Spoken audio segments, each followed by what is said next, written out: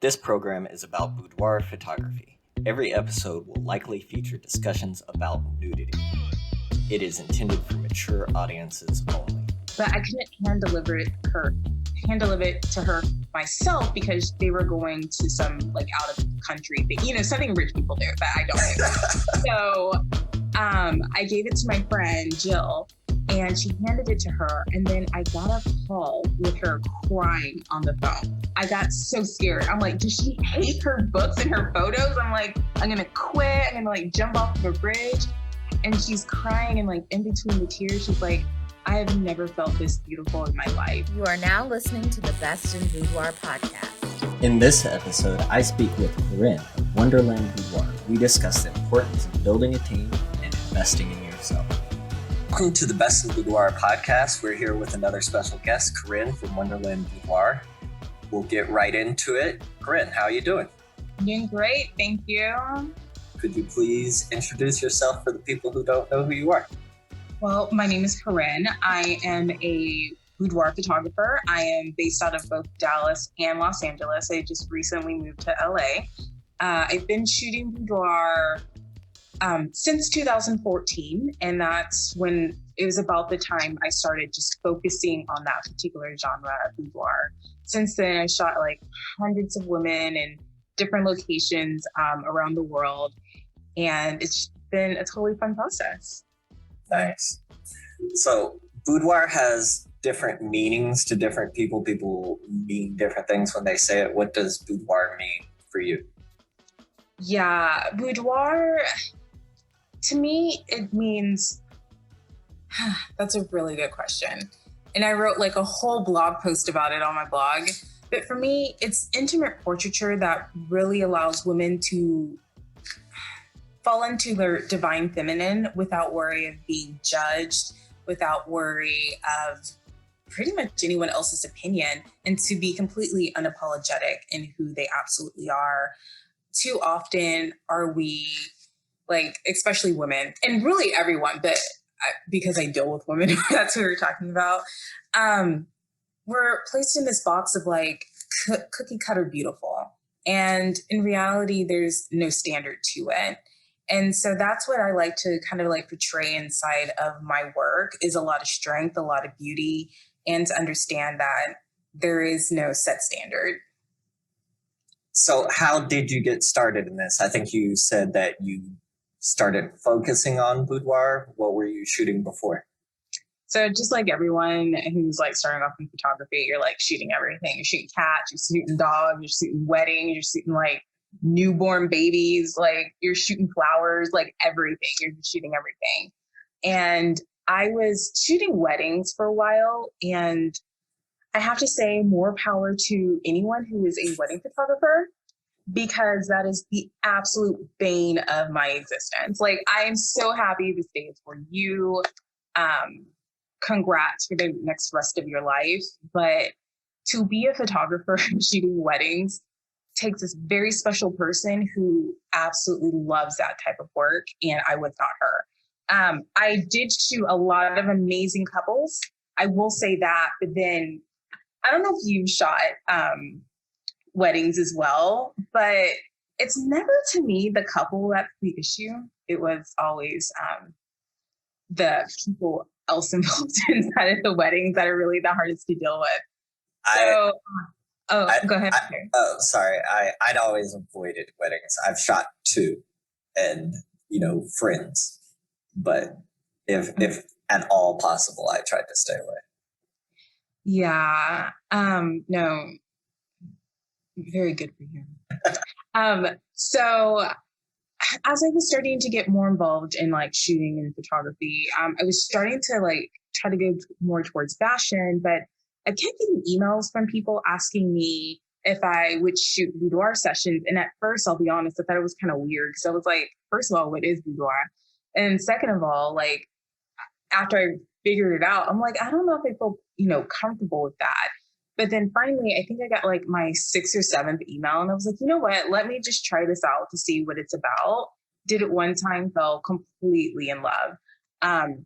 It's a totally different experience because you're working one-on-one with someone. you get to know them on an intimate level. And what they're doing is they're opening up to you and their vulnerabilities. And it's your responsibility as a photographer, as far as I'm concerned, to really respect that and respect what they're doing. But the most beautiful part after it too is I think a lot of people who don't understand boudoir think it's about a girl wants to be in front of the camera just to be sexy. And I can say that is absolutely not correct. I mean, of course you want to get in camera and look good. That's part of it. But every single woman that I have shot has had a different story for the reason why they came in. So I started in 2014. And when I started getting more into it, I decided, hey, I'm going to take my first workshop. So I took my first workshop with the Boudoir Divas out in San Diego. And it was absolutely like just life-changing. Not only did we shoot like several different models and like, you know, get that down with like the styling and the, you know, different compositions and what's right as far as like the actual work of photography. The more important part to me was the actual business side of it. The Boudoir Divas are and were one of the top boudoir companies in the United States. And so, you know, working with both of them and, you know, being in the group setting with other boudoir photographers around the world really helped me understand how I can actually grow my business. And this was something that I knew I could do. And, you know, I just remember being there in like 2014 and realizing like, this is actually what I want to do. And I felt like I was at the right place at the right time, the right type of people. So I went back from there and started absolutely just like growing and becoming a better photographer. Because sometimes I look back at like my work from then, and I'm like, Jesus Christ, people hired me. And then I look at my work now and it's just like, oh my God, but like just with all things you change and you get better and you learn and you grow. So yeah, that's just, I mean, like short story of how I got started inside of it. It's just basically I kept getting inquiries. I'm like, I'm going to do this. And it just felt amazing afterwards. Nice. That's great. And so how long was it between like that first shoot and then at the workshop when you were like, yeah, this is it. This is what I'm going to do? It was probably like months. It was like within that same year. I forgot when the workshop was. I think it was cooler. So I'm guessing it was like spring of some sort. Actually, it was April because I had started working at my old Pier 1, which is bankrupt now. I was starting work at Pier 1 in April, and I had started shooting like in January. So it was like just 3 or 4 months afterwards. So what's, and you've kind of touched on a few things, but what's the thing that you really love about shooting boudoir and what you do now? Yeah, so I can tell you that one of the clients who I shoot now, so I shoot boudoir, I would say like 97% of the time. Occasionally I'll shoot like couples for like engagement photos because I can do that, but just not full-blown weddings. But one couple I shot in particular, her husband is an NFL player. And she has 3 kids and they're constantly moving, you know, around the United States because at the time they were living in one part of the US while their house was in Texas. So, and, you know, she's running around with these kids that are really close in age and with a dog and a husband, and she's taking care of everybody but herself. So I met her through one of my friends who actually happened to be her hairstylist and makeup artist. And so I shot her. She's so tall. She's like 6'1" or 6'2". She's ginormous. Okay. So, and she was amazing. She looked like a freaking model, but it was crazy because she just felt like she was just doing everything for her husband. She didn't feel as beautiful as what she used to feel like. So we got her dressed up, dolled up. She could not believe that was the same person she was looking at like every day. She's like, this is me. I'm like, yes, you're a bad bitch. I don't know why you didn't see this before, but this is absolutely who you are. So we're shooting at this hotel and all these beautiful locations and just getting her really dressed up. So because I knew kind of how she felt, I did something a little special for her. Her photos were arriving late because she ordered, of course, the most expensive thing from Italy. And it was just taking forever. But because she was so cool about it, she's like, yeah, you know, I understand it's going to get here on Valentine's Day, but whenever you get it, it's fine. So I was like, someone like that, it's just so nice. I have to do something really special for her. So I blew up two of my most favorite photos of her in 16 by 20s, had them professionally framed and presented them with her already like Italian workbook that she got. But I couldn't hand deliver it to her myself because they were going to some like out of country thing, something rich people do that I don't do. So I gave it to my friend Jill, and she handed it to her. And then I got a call with her crying on the phone. I got so scared. I'm like, does she hate her books and her photos? I'm like, I'm gonna quit. I'm gonna like jump off of a bridge. And she's crying, and like in between the tears, she's like, I have never felt this beautiful in my life. She's like, I'm looking at these photos and I'm like, I can't believe it's me. You made me feel so beautiful. She was like, I was really down on myself. And then when I see this, I realize I am that person who I always thought I was. And I'm like, yeah, it just made me feel so good in my heart. And that's just one of the examples of just amazing women and just different things going on in their life for why they do it. So Yeah. Yeah, I think that's been the consistent answer, I think, for that question is, oh really?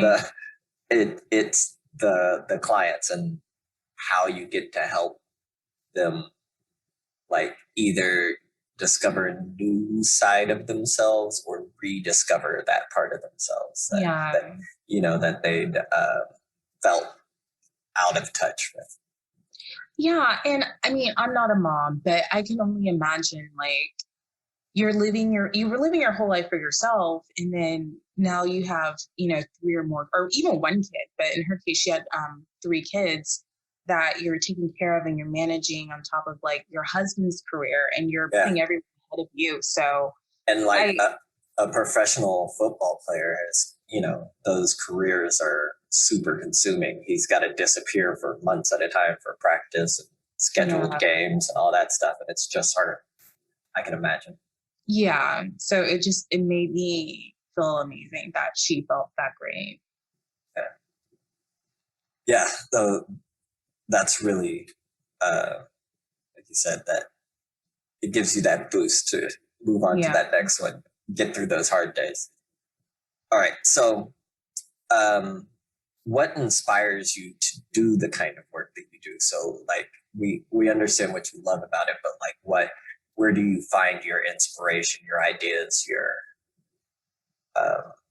the creative aspects? Honestly, I do a lot of like introspective work and kind of like how I'm feeling at the time. I also enjoy just like driving around. And the reason why I drive around is because it gives me inspiration to like, see different things around where I'm living and how I can make them work for a shoot and let that inspire me. Also, music videos helps a lot. I know a lot of people like, maybe that's not a good idea, but I really do draw some inspiration from music videos because of the way that women move. I don't know if you've seen that recent song by Normani, but her movements and her beauty and just the simplicity, but how dynamic it was at the same time really inspires me of like, how can I make my clients look and feel that same way while keeping it still very simple without like overcomplicating anything. And also when I go on vacation too, I always set up a boudoir session with someone. I always like Google, like if I'm going to like Playa del Carmen, or even when I was in Costa Rica, set up some boudoir sessions out there, because why would I miss that opportunity, even if I'm going on vacation? So it's just like looking and getting on Google Earth and finding what's pretty out there, and like might style it the day before, might not. We'll see what happens. But it's always fun. So it's just really environmental. I prefer, as a boudoir photographer, to shoot outside. I love shooting outside. So that's why I gather a lot of my inspiration from being outside. Yeah, that was one of the questions I was going to ask you later. Is like I saw you do a good amount of outdoor work, but you say you prefer. I will definitely follow back up with that. Oh, but, yeah, definitely. Work is work, and so there's some parts of the job that aren't as fun. So what is the one thing that you could do without? What I could do without, but I have to do is editing. Like, I hate editing. I will be honest with you. So one part I didn't say of kind of like about my photography journey is I've actually been shooting since I've been 14, because I took not yearbook, I actually started off in photojournalism. And that's how I learned most of my composition and like storytelling and side of the photos too. And with photojournalism, and I learned on film in a dark room. Okay. So like I am 38 years old. So I've been doing this for a little bit. So that's, I love shooting on film. And because you're shooting on film, you're not doing so much like manipulating in like Photoshop. But you don't have to if you don't want to. But in my particular case, I do. And I'm so like detailed with it that it's just like, why am I like this when I'm editing? But you have to, because like your clients want that type of work that you want. So for me, it kind of baffles me because I'm in like boudoir photography groups, and I hear some of the photographers say, yeah, I can't spend more than 2 minutes editing my photo. And I'm like, what are you doing to edit in 2 minutes? Because I need to learn that trick. But for me, it takes closer to maybe 20 or 30 minutes, like a photo, because I'm being detailed. And sometimes I feel like I'm not even spending enough time like editing a photo. So, but everyone has their different processes, but Yeah. That's actually kind of interesting that you don't like the editing. I think I really enjoy the editing process. do you? I need to understand why you like the editing process. You do it all yourself? Because I know a lot of photographers hire, like when they have a huge volume of people, obviously hire it out. No, yeah, I do it all myself. And I think that is kind of, and I did other like you said, other types of photography, and I still really enjoy like landscape and street photography. But I feel like that is the artistic portion of photography. Like photography is a mix of technical and art, and like when people start your own kind of editing style is the art, because the technical parts, like if you have the camera settings correct, most people you can technically get the exact same exposure, but it's that editing that people do different. Yeah, I can see the argument for that. For me, I feel like I have my certain style and just how I shoot in particular, like in camera versus the editing. And I think, but you're right, because there are people who have like a certain style of editing. And as soon as you see the photo, you can tell, oh, it's that person's work. And I feel like for me, at least for me, I think the way that I shoot, lets people know that it's my work versus like my editing, because I could be so much better at that myself. It's just a pain. Like it's a pain. So. And you do it all in Photoshop, or are you in Lightroom, or? Yeah, so I cull in Lightroom, and then I do a lot of like the basic coloring in Lightroom. But I do like when I get more precise in Photoshop. So I will liquefy. I know a lot of photographers won't even admit that, but I do liquefy when I need to liquefy some things. I don't liquefy as much. The skin editing I do not do in Lightroom. I know a lot of people do, and I know Lightroom's gotten a lot better, but I've been using Lightroom for a while. So in Photoshop, so I'm just more comfortable in doing it in Photoshop. What else? But yeah, just getting like really granular. For me, it's a lot easier to do it in Photoshop versus Lightroom, but there are some Lightroom power users out there. I wish I was one of those people. So yeah, I think Photoshop is not built for throughput. Like you said, you definitely much more finer grain control and better detail work, but yeah, it's going to slow you down. So I could see why. Do you only edit in Lightroom then? No, I mostly edit in Lightroom. Okay. I have like a pretty stylized look that I've worked out the presets for. I do like Um, I'm not a heavy retoucher, so like light skin retouching usually is good enough in Lightroom, but if I need to, I'll switch over to Photoshop for that. Don't tell me you want minute editors. No, I'm not that quick. And really, the other thing is, like, I'll go back and, like, I re-edit my photos. Like, I'm actually in a process now of going back and re-editing old photos now. Like, I enjoy, like, photos that I took 10 years ago, and I'll re-edit them. More power to you. Because I cringe at the thought of that. Like, no thanks. No, I think that's great. I know another photographer in Dallas. He goes back and he's like constantly like, you know, re-editing his old work just to see how much he's grown, his skill of editing. And I'm like, that's amazing. I wish I had the patience to do that. Well, the other thing that I find I like about it is that I find new photos that I like. Like, I have all these, you know, raw files on my hard drives that I had culled through, and I pick the ones I want. And then when I look through them again, I'm like, oh, how did I skip over this one? This one's the best photo I have. Like, and so I find new stuff and I want to edit it again. And even like you said, Lightroom's gotten so much better. Like, what I can do with the files has changed. That's very true. That's very true. So when you're like shooting clients, their models or whomever, how many photos do you normally give back to them? That has changed, depending on, you know, what I was shooting. So I'm only recently gone full time. And so, I've cut down on the amount. Before, I was doing it sort of as a hobby, and I would give back. I would guarantee, like, I think it was 10 or so photos per hour of shooting. Okay. I also like to shoot a long time. So, like, I'll shoot as long as the model stands in front of me. Oh, okay. Or client.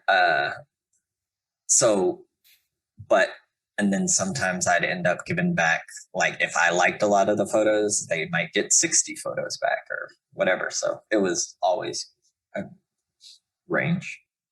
So for my clients, when I'm shooting for their galleries, I tell them they'll get back between like 45 and 60 photos. And the way that I have, you know, my business set up, so I have 3 different packages, and each package has a different set of photos that's in it. So I think the smallest package, you get like 15 photos. And then I think it goes up to like 20 or 25. But if you want the full gallery, you can get that. You'll just get all the photos, but you'll pay, you know, for all the, you know, all the work that went into that as well.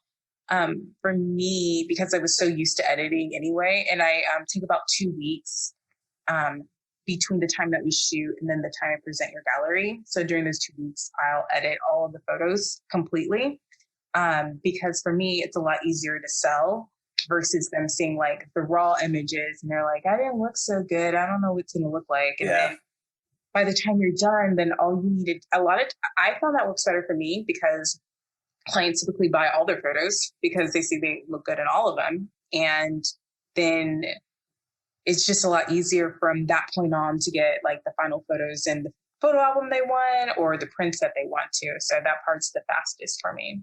Right. Yeah.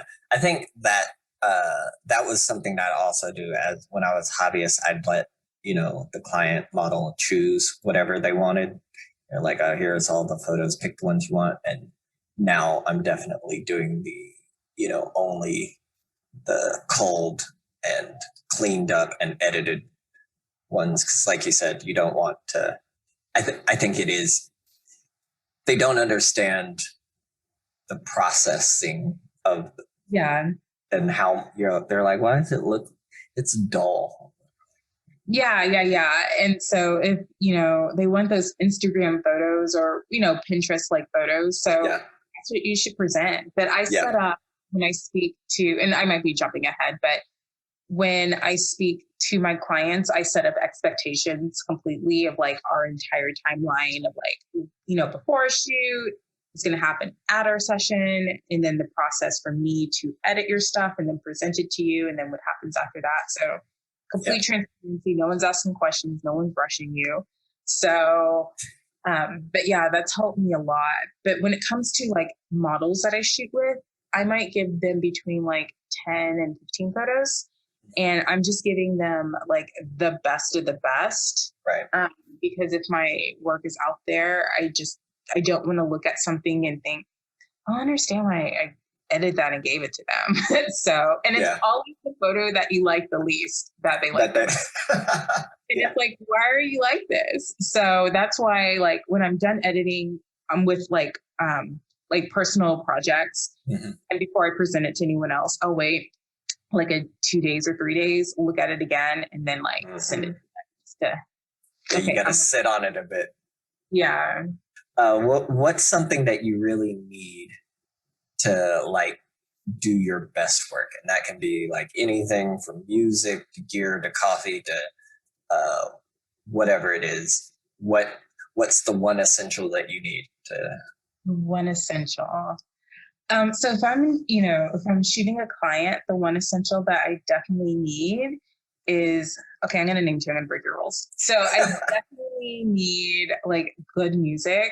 I have a playlist that I play at every single session. And that's one of the compliments I get from the clients. It's like, your music taste is great. And I'm like, yeah, I know. But I also have to have like good vibes, like only in the room. So, I have like, cause I have a hairstylist and makeup artist with me, most of the time.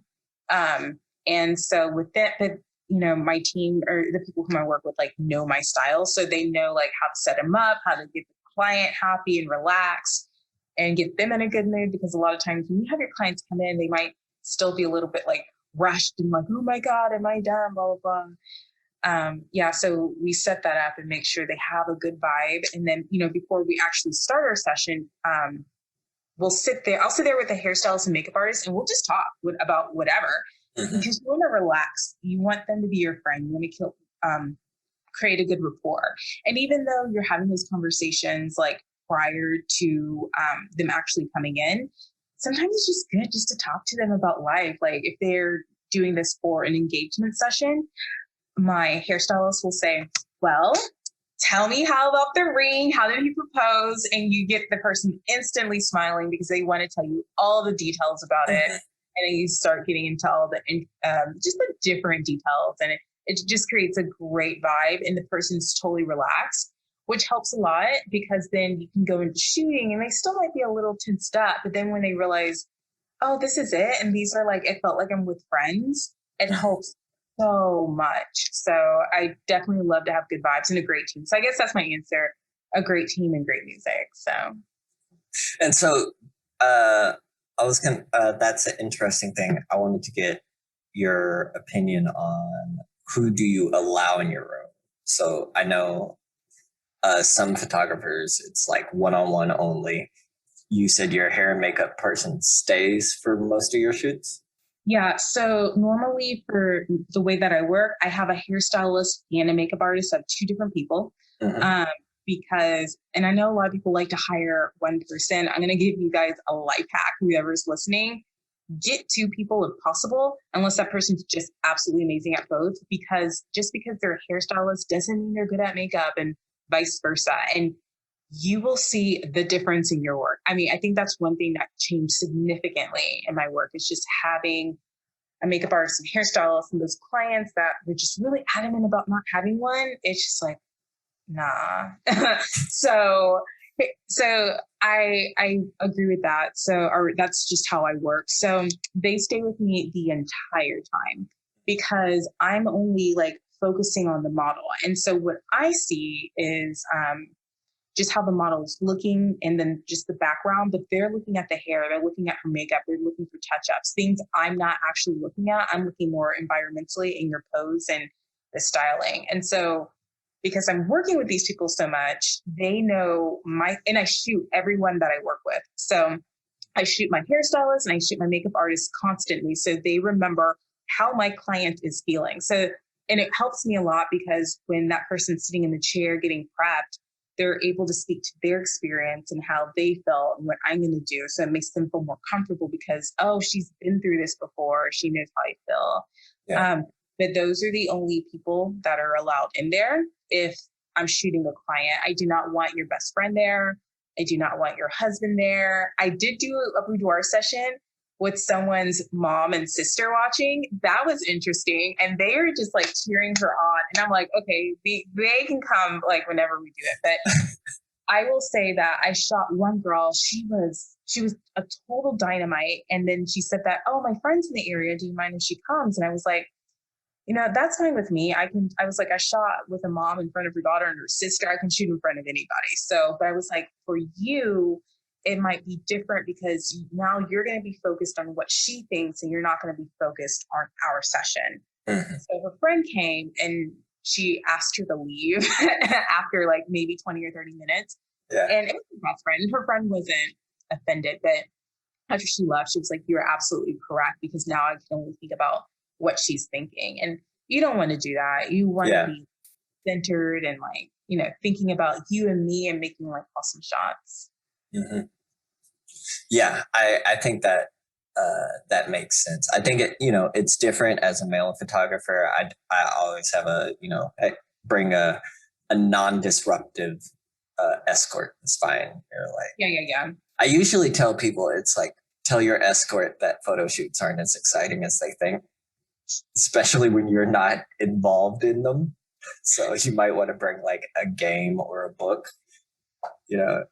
Oh, but what you do? Like sometimes what I do with my models, they can bring whomever because they're professional people.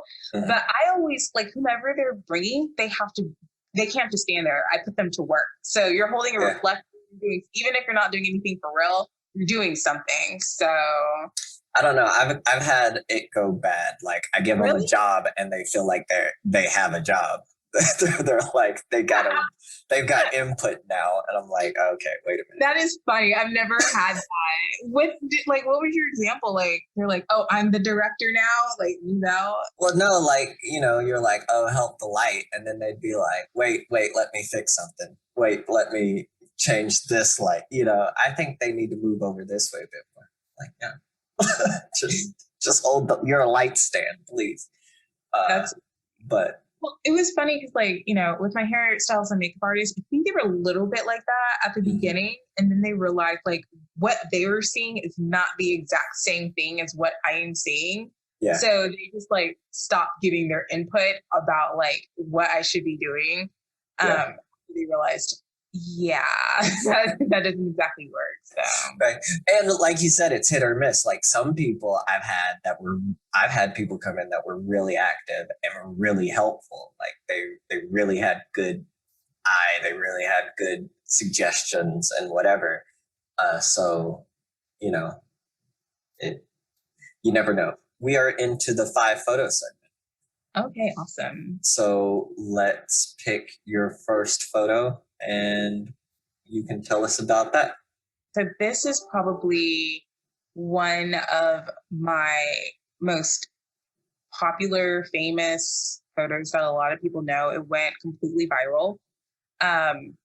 And it was actually shot in the Arlo Hotel. I think it was actually that same hotel. Do you know that Soho Korin? Yeah.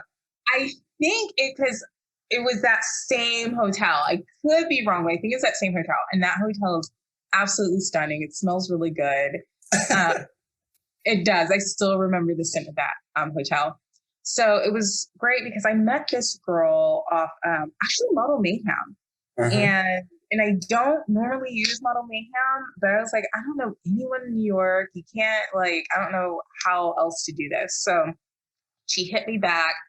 She's absolutely stunning. And what I really like about working with models is I'm able to shoot a different style that I've always wanted to shoot.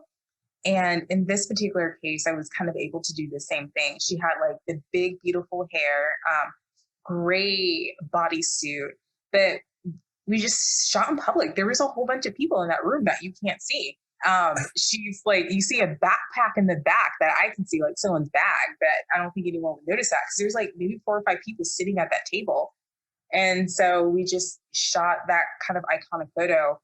I love shooting with models too because it allows me, because a lot of times they know how to do their own hair makeup. In this particular case, I did have a professional makeup artist come out and do her makeup. So that was amazing too.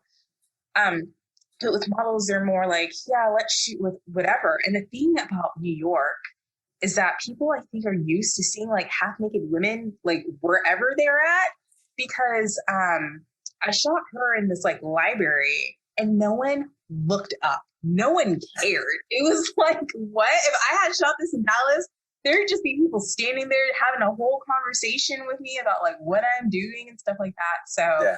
This is absolutely stunning. I shot another girl whose photos I didn't include, but it was this Russian girl, super tall, long blonde hair, bright blue eyes.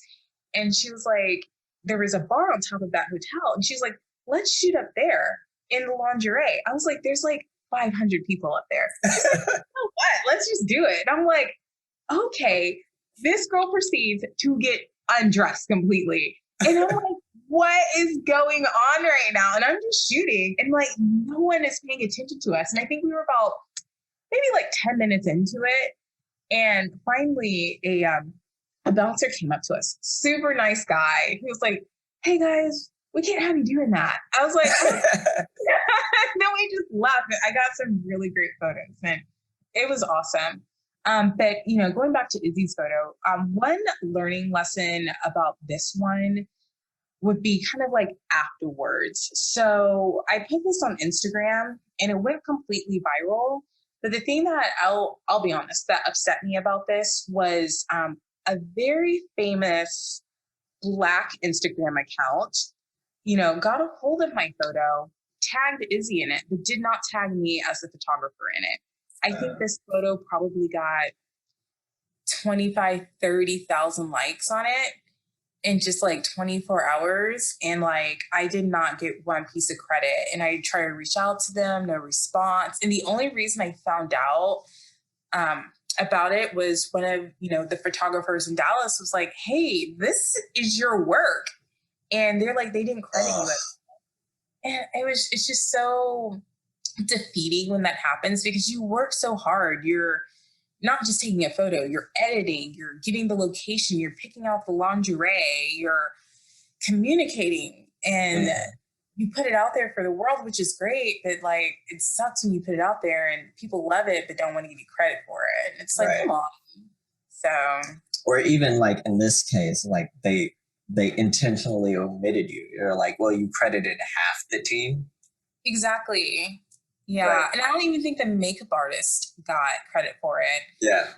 Yeah. The thing I love about Izzy in particular, because a lot of people picked up this photo, when that did happen, after that huge account did it, she made sure she went into every other account that picked it up and said, this is the photographer and this is the hair and makeup artist. And that kind of gets me to the next point too. If you're, I don't feel too bad when my clients do this because you know, they paid very good money for their session. So if they don't credit me as the photographer on their Instagram account with like 32 people, I don't care. But like, if you're like a model, you need to credit the team. Like, absolutely. Like if Rihanna does it and Beyonce does it and Ariana Grande does it, you can do it too, Jennifer. So it's just like, it makes me irritated that this is even a conversation between that a lot of models have a problem with like crediting the photographer and the team that actually helped create this image for you. Because in honesty, the photographer owns the copyright of the photo. That photo is technically theirs. So give credit where credit is due. So. Yeah. Yeah, that's a horrible thing. Like, and you know, like you said, it was one thing if they like just steal your photo and nobody gets credit, which happens enough. Yeah. But and then I always feel bad. I feel like especially makeup artists get left out all the time. But yeah, you see that too. Like sometimes models are like, it's just me. I'm like, Okay. It's not. Like, this opportunity wouldn't have even come without like everything else that facilitated it. So, But, and then, maybe especially on my features, I'm like, I guess maybe they commissioned it. And so, they're clients and models. I don't know how, yeah. but Yeah. Yeah, you're absolutely right about the whole makeup artist and hairstylist not getting their due credit too, because I make sure that that they're always credited in the photos. They have to eat too. Like everyone needs to eat. So. And so after having your photo go viral, did you see an uptick in business even though you didn't like get credit on that big site? How did it change anything for your Yeah, so I would have been super helpful if that huge account would have done it. And the smaller accounts, I did get like an influx of followers. But as I don't think it actually, because that was just like one photo in particular. But I don't know if it drove any more sales, but I did get, more inquiries and stuff like that and more followers, but not necessarily more sales. That's one thing I always go back and forth on. Like I used to do watermarks way back in the day when I first started, and like clearly no one would have wanted that trash I was putting out. But eventually I was like, people take watermarks off all the time. It's just, and so, but then you hear stories like this and I'm like, should I do it? You know what? I stopped doing it because a lot of times it just, to me, messed up the integrity of the photo. Yeah. And I'm like, they can go to my website, I can metadata it. Most companies are smart enough to like reverse image search anyway, just to make sure that, if they want to work with a particular photographer, they can make sure it's the right person. And I didn't see a difference in business anyway when I had my watermark on it versus me not having it. And kind of going back to earlier in the conversation, more people knew it was my work based off my particular style. And I think your style is your own watermark, not to be corny, but that's just how I feel about that. So unless and there's just some photographers, I think Jessie J, she might put her logo on it, but whenever I see it, it's nothing like, I don't want to use the word special. It's not like cursive or anything. It's just like Arial Sans or something. And it's really small. But I always look at my photo and that's the first thing I see in it. But then I see other huge photographers and they don't watermark their stuff either. And I'm like, what's the point? So yeah, that's basically where I end up too. I'm like, whatever. Like you said, I still technically own the copyright if it's worthwhile, you can go after it. Yeah. Alrighty. So the next photo you have for us. Yeah. So let me pull that up. All right, cool. So the next photo we're going to get, it's called something citrus. The citrus is the last word. So it is one of my favorite people I like to work with. There's two of them, and it's Michelle. And we actually shot this one in Austin at the Secret Theater. So I don't know if you've heard of it or if you shot in that location at all. So it's in South Austin and it's in this like random neighborhood. So for anyone who doesn't know, I grew up in Austin.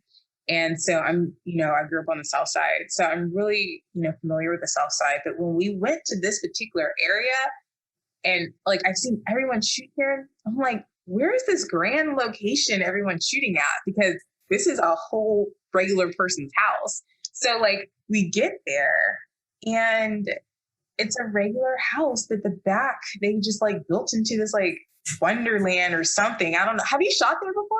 No. But that sounds so Austin. Yeah, that is like the epitome of Austin. Like, oh, I'm going to this regular like single family home. And it's like, oh, they had a whole school bus back there. And I'm not joking, we shot in the school bus.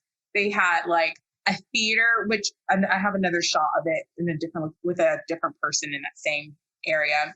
They had an outdoor French tub. And so Danielle, someone we'll talk about, one of my favorite people, I had seen her shoot here and I'm like, dude, where did you shoot there? I've seen it all over Pinterest. I thought this was in like Sweden or something. She's like, girl, it's in Austin, Texas. I was like, okay.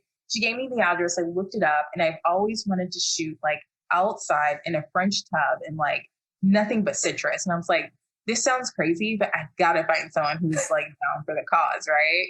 So, gosh, I forgot how I met Michelle, but that's the girl in the photo. Michelle is a bodybuilder. She's a mom of two, and she looks outstanding in those photos. And what I love about Michelle is she's like absolutely unapologetic to who she is.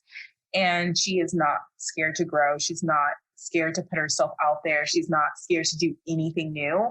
And that's another thing I love when I'm working, rather if it's clients or with models. It's like I need people who are like committed to the shot, and she was absolutely committed to it. And so I cut up probably like 2 or 3 like gallons of citrus, and like so I put oranges and limes. I was trying to like do the whole like color theory thing too out there with the greens and stuff. And it came out absolutely like stunning. And I couldn't have even asked for anything better. And they had like those gorgeous lights kind of like hanging from the trees. But yeah, and kind of going back to what we talked about earlier about like where you get your inspiration from. That's why I like shooting outside. It's because like you get this kind of like iconic shots that like anyone can shoot on a bed, or anyone can shoot like on a couch. But your photos become completely unique when you're like shooting in like, I think on location in an area outside. You get something completely dynamic. So I just love how that makes me feel. And the second shot I have of her, she's in the tub and she's like looking over her shoulder. And I was like, oh, she's giving me 90s supermodel. So that's another thing that I absolutely love. And that's where I get a lot of inspiration too. It's kind of like those 90s supermodels because they were glam, but it was like absolutely effortless back then. It wasn't the Instagram kind of like, not to talk about anyone, but Instagram kind of like the face, where everyone looks like Kylie Jenner. And no diss to Kylie Jenner, I think she's gorgeous, but like it's that going back, there's not a cookie cutter standard of beauty. And so that's why I love the 90s supermodels. And, Michelle totally gave me that when she was like looking over the shoulder like that. I just love it. So nice. All right. So let's move on to photo number 3. Okay. So photo number 3, we'll jump over to Danielle. She's actually at the same area that we shot Michelle at. And it was actually the same day. So I shot between her and Michelle at the same time. I had my makeup artist there, Jazzy. He is the most phenomenal person. Like he is one of my closest friends. I enjoy him, but he's just gifted too. So he did the makeup for both Michelle and Danielle here. And like, if we can just jump on that real quick, I think what's really important is to establish a relationship with your hair and makeup artist. So they get to know your style. And even before you say something, they're like, yeah, I already know. I know what to do. Or if we're in environment, they're like, yeah, that's good, but we're going to do it this way instead based off this, because they know their craft, they know your art. Just like you're a photographer, you know exactly what you want. I do think it's important for it to be a collaboration, obviously. But if you're kind of starting out in photography too, and you don't know like the words for makeup, like what a smoky eye is, the difference between a hooded lens and a monolith, like Google it. There's a ton of like YouTubers out there who are willing to teach you, but just kind of learn the basics of it. But if you're starting out, like get with a makeup artist who's just starting out too, and you guys can like learn together. I will say that I would say like at least half my clients from my team, because they work with other people too. So Jill, she works with a lot of, athletes' wives in, the Dallas area. So she will always talk me up to them and say, hey, you should do a boudoir session. I know someone, you'll look great. And, that helps her because she's got another paying gig, but that helps me because now I've built this client. And going back to, the client that was crying over the phone, they actually had another family photographer who they shot with all the time, but for they wanted me to shoot their Christmas photos randomly. And I was like, okay, I'll do it. You know, like I like you. I met, her husband had called me. I didn't mention this too. So sorry if I'm jumping all over the place, everyone.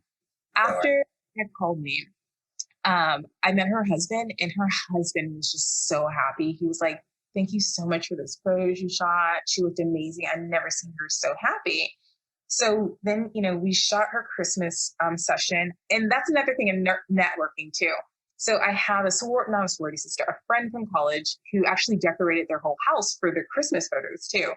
So, and that's why it's important to like network and kind of keep up with the people in your group. So their photos looked amazing from the background. They loved them so much that they fired their family photographer. And they were all like, hey, you're our photographer forever. And so like. And all things. In all things, yes. So, and that's the only, outside of like my niece and nephew, those are the only people whose families I will shoot. So, but yeah, so going back to all that, creating a team to where you can create a force for yourself and they can be your best form of word of mouth. So Danielle, I don't know if anyone's ever heard of this podcast, but it's called Double Toasted. They're actually based out of Austin. They do like movie reviews, or like super popular. And so I would watch them all the time. And I met the guys before, but Danielle had just joined on because Danielle did marketing. And I reached out to her and I was like, hey, like, do you mind if I shoot you? I think you're great. And she's like, yeah. And her and I have been friends for the last 5 years because of that. So again, you get great photos when the people trust you. So a lot of her photos came out absolutely beautiful. But the reason I chose this photo is because Danielle, she is used to doing a lot of boudoir sessions. And she, hands down, is the number one. Like, people go to my website looking for her. Like, there's some months it's like number one, Danielle. I'm like, oh my God, Danielle, like blah, blah, blah. So we shot a calendar recently and that sold out. But she's just absolutely stunning. She's a great person. She has helped me like hone my craft a lot. She's been like really open, and it's just great just to like work with people who are open to your different ideas and stuff like that. So, and then she looks like a goddess, and she's curvaceous, and I love that she absolutely owns her body. But she said that she didn't really start getting into photo shoots until I started shooting with her, which is crazy because she shoots with everybody now. She's like, you made me really feel beautiful and feminine, and make me own my photos. And so that made me feel better and kind of like reestablish that maybe I am doing the right thing. So yeah, that's great. And like you said, that team, having a core group, like how many times have you shot with Danielle now? Probably between like 5 and 7 times. Yeah, like she came out to LA, shot her in LA, shoot her whenever I know she's going to be around. And I'm like, we can go out to brunch, but let's shoot too. So yeah, I've shot Danielle a ton of times, and it's always fun. And she's, a super big cheerleader as well. She talks me up to people. She's like, girl, why aren't you doing this? You need to be doing that. And she's also a marketer too. So she'll like bounce ideas off. And again, you definitely want to have people like that in your corner who your real cheerleaders, not like fake friends, that will give you advice and sometimes unsolicited advice. That you only want to get unsolicited advice from people you trust, not just like randos. Right. Can't go off of what everybody says. Exactly. Trust me, I get that. Yeah. Yeah. You're not going to the same street I am, Jennifer. You have something against Jennifer. Jennifer's come up twice so far. Common name, okay? I have nothing against, if your name's Jennifer, and Deborah, I don't know. All right, so next photo, we'll get to Kay in Dallas. So this photo is one of my favorites. So Kay, she is a very, very, very popular model and now extremely talented photographer on Instagram. I think her Instagram might be Flow Time. I might be incorrect about the actual pronunciation of that. But she was actually doing a road trip with her mom. So her mom's from China, and she was going to be in the United States, and they just wanted to do like kind of like a cross-country adventure. And so they decided, she hit me up, and we have been following each other for a while. And she's like, hey, I've been wanting to shoot with you for a long time. I love, love, love your work. she's like, I'm going to be in Dallas. Do you mind, if we shoot? I was like, fuck yeah, let's shoot. Like, she is one of the most unapologetic people that you will see. She owns her sexuality completely. She's not ashamed of it. She talks about the cultural difference a lot of times in her work between like China and the US and some of the things that she had to go through. And we spoke a lot prior to us starting to shoot, kind of like what her experience was, coming to the United States and things like that. So this particular session, if you would not believe, was shot at was shot at 6 a.m. And it was probably 10 degrees outside. Oof. And we were by the water. And she was down for the cause. This is someone who is dedicated to their craft. And when you look at the photo, you cannot tell that she is absolutely shivering and she's got like goosebumps everywhere. But this hands down is one of my favorite photos that I've ever shot. It was just so great. I love looking at it every time I see it. Yeah, those are the real ones. I think like one of the first shoots I ever did, I was like, at Bull Creek out in Austin, right? And so there's like this little waterfall, and it was like in January. And so I had this model on a boulder in the middle of the creek with the spray coming up behind her. And she, like you said, just shivering. And then like, okay, we're ready to photo. And she'd hit the pose and hold it like a G. And it's not, and you're like in full like winter. I had on a puffy coat. Like I'm out here like, oh wait, let me get my settings right. I know, right? It's like, and they're just like, I felt so bad. But no complaints, no asking to get off the rock. Just was like, let me know. And I was like, wow. And you don't realize it, but like, it's cold. 10 degrees is cold, right? I mean, especially if you're Texans, okay? 10 degrees is cold. But then another thing that people tend to forget, I always forget when I'm out there too, that like the closer to the water you are, it drops significantly anyway, because you have that wind pushing all that coldness. Mm-hmm. It's like, you might be kind of cold, but she's shivering. And in this particular case, so she's wearing this silk robe that I got from Victoria's Secret, and nothing else really under it. And she's just like, and that's 10 degrees and just silk. It's nothing. She's pretty much naked. Silk, probably like the shoes that she's wearing. So more power to her. She is amazing. She is dynamic. I would tell anyone to work with her, like whatever she's charging, pay it. She's worth it. So. Okay. And what about, the crown and like you said, the outfit, do you pick wardrobe? Is it a collaboration? Yeah, so a lot of times it's a collaboration, but if it's my idea, I'm coming with the whole thing. So that robe was definitely mine. I shot that robe, like if people have been following me for a long time, I shot it on several different people. So Ambrielle, who is a model from America's Next Top Model, I shot with her, and because she's actually from Dallas. Again, someone my makeup artist reached out to. He was watching that season randomly. He's like, I really want to work with her. I think she's bombed. He's like, I'm going to reach out to her and see if she responds. And I'm like, okay, Jazzy, do it. He reached out to me. He's like, oh my gosh, she responded. Yeah, she's going to be in Dallas. And I was like, what? Oh my gosh, I should have sent that photo too. So not to deviate, but yeah, so I've shot that particular robe plenty of times. So, but I have a lot of like clothes, unfortunately, that I, buy for these sessions. But that particular crown, in any crown that you see on any of my photos, I handmade them.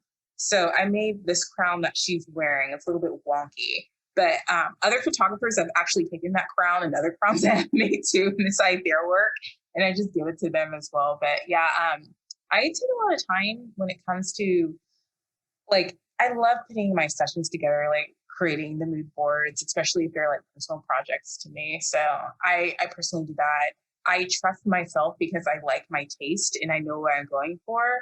And just because someone models doesn't mean they necessarily have good taste in like clothing and stuff like that. You would want them to, but they don't. A lot of the times too, the one thing that I make sure is I get their size. But a lot of times they might not even know their size too. So I make sure that I get maybe not the exact same thing so I can use it in another shoot, but I normally get two sizes in the two sizes and everything I want to shoot.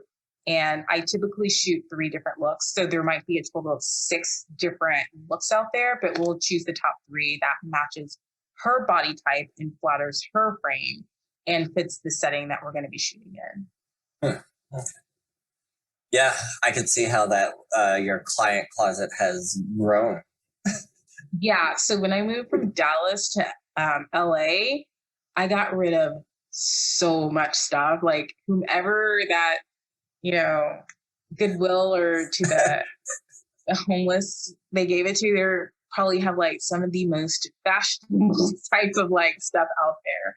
So, and I get, and I don't know about you, but I have a lot of clients that will end up donating, their pieces to me as well. They're not going to like use them anymore. They just aren't too wild about them, or sometimes they just left them and don't want to like pick them up. So I get a lot of stuff from that.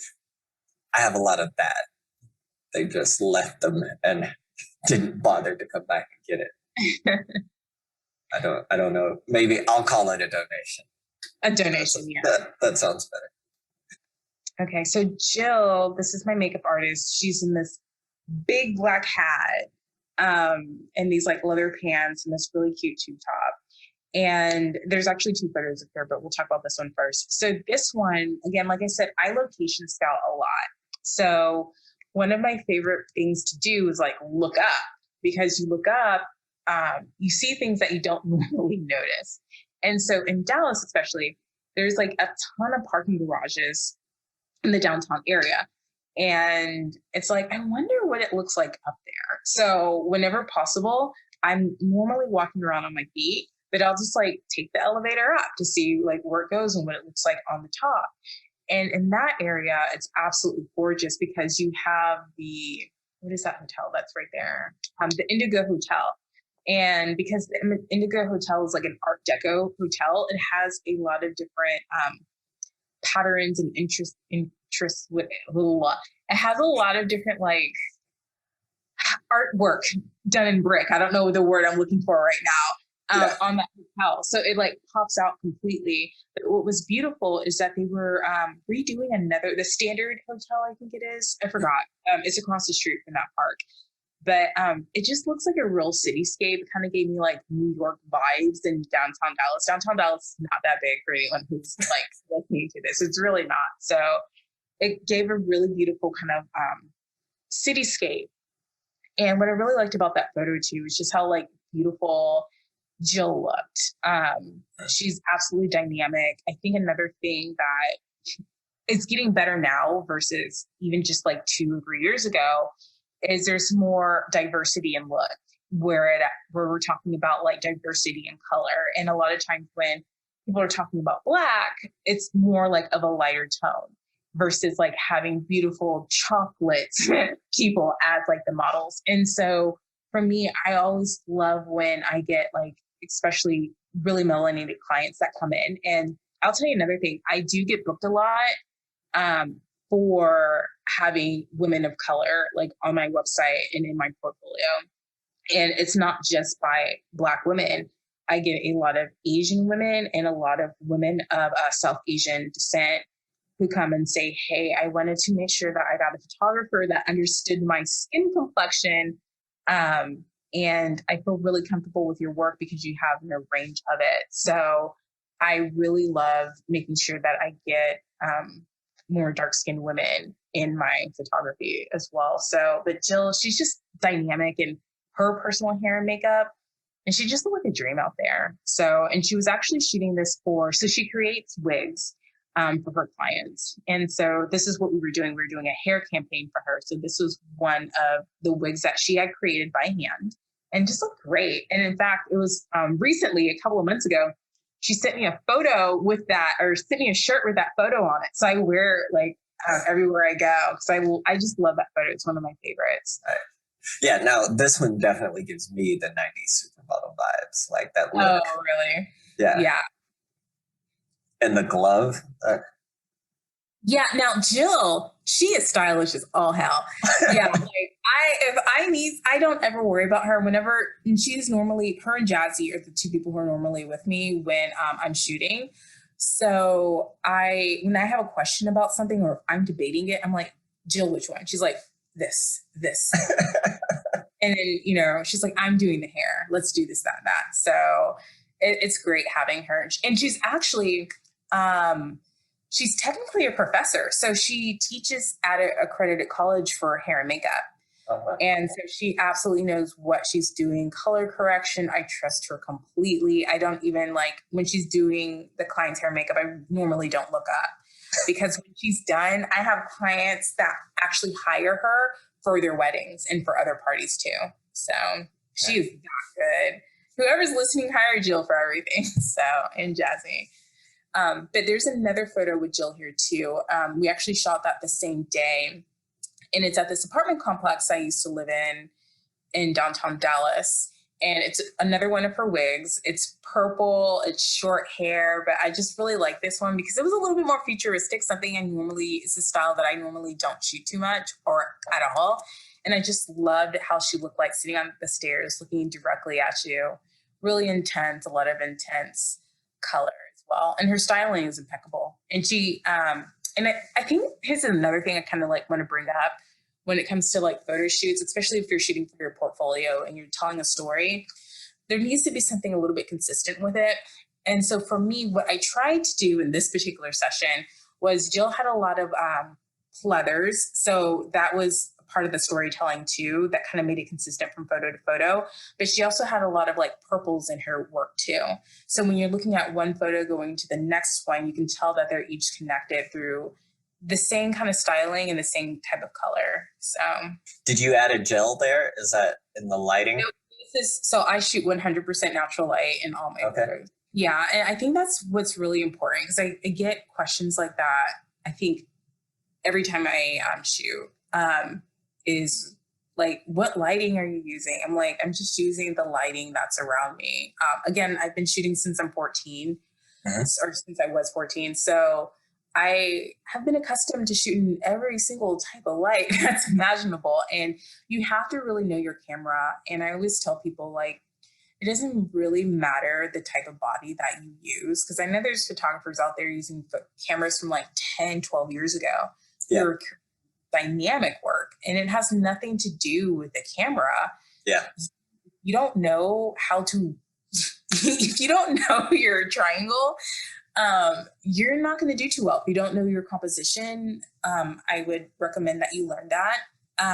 But you also need to be able to learn in different types of different type of conditions you'll be in. I think Peter McKinnon, he created a video that I really liked, and his suggestion was to challenge yourself. And he was like, take one lens with you. Don't take your whole array of lenses. Just take that one lens, go out, have a shoot, and then focus on learning how to use that lens in every single scenario that is imaginable.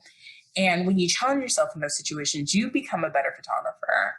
I can use, different type of lighting, but I prefer natural lighting. And because a lot of times I find that photographers who don't know how to shoot natural light tend to struggle a lot more because at that point you're not thinking on your feet. You're thinking too technically. And I think this might stir a debate between a lot of people, but I think it's good to be a technical photographer. But if you're going to just if that's going to be your whole identity, I'm a technical photographer with all this different equipment and all this different lighting. It doesn't fucking matter if you don't know how to use your camera. That's why I also don't depend on Photoshop. I depend on my actual skills, my skill set, and learning how to talk to models and get that lighting and just see where the lighting's at, how it's going to work. What can I use to bounce that light off? Can I create shadows underneath? Where does she need to stand? Is there something I can hold up that no one can see that can create those shadows, or where does she need to be? So, but again, I shoot outside a lot too. So I'm constantly looking to see what's going to work.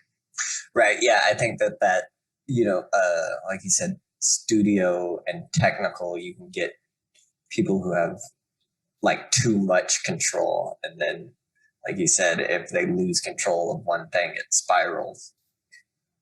Yeah, it does. And I hate when people try to, okay, I'm not trying to make this a gender thing, but I get this a lot from men more, who try to explain to me my camera. And I'm like, buddy, I've been doing this a lot longer than what you think I am. And I know I look a lot younger to some people than my age, but I've been doing this for a while. I know what I'm doing. And I hate when people, like, I got to the point where I used to be mad when people would ask me about, like, try to question me about what ISO is.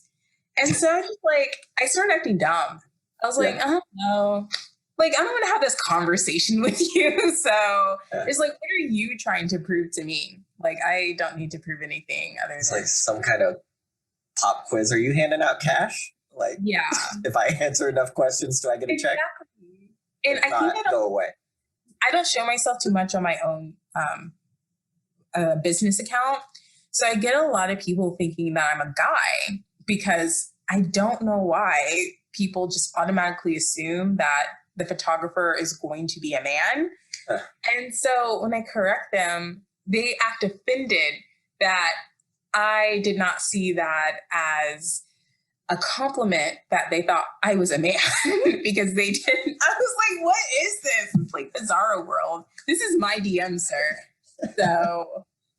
So they assume you're a guy, and when you correct them, they you got mad at me. Yeah, that was like, what? Why would I?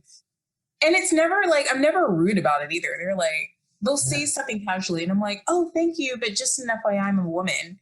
And then like, it will just go off the rails from there. So now I just don't even respond back anymore. So the internet's a crazy place. The internet is, like I said, people are so weird. Like some people are really weird. Yeah. Really. That's weird. I don't know what would give people the impression that your photos. Do you feel like you shoot like a man? I don't even know what shooting like a man is. I don't know.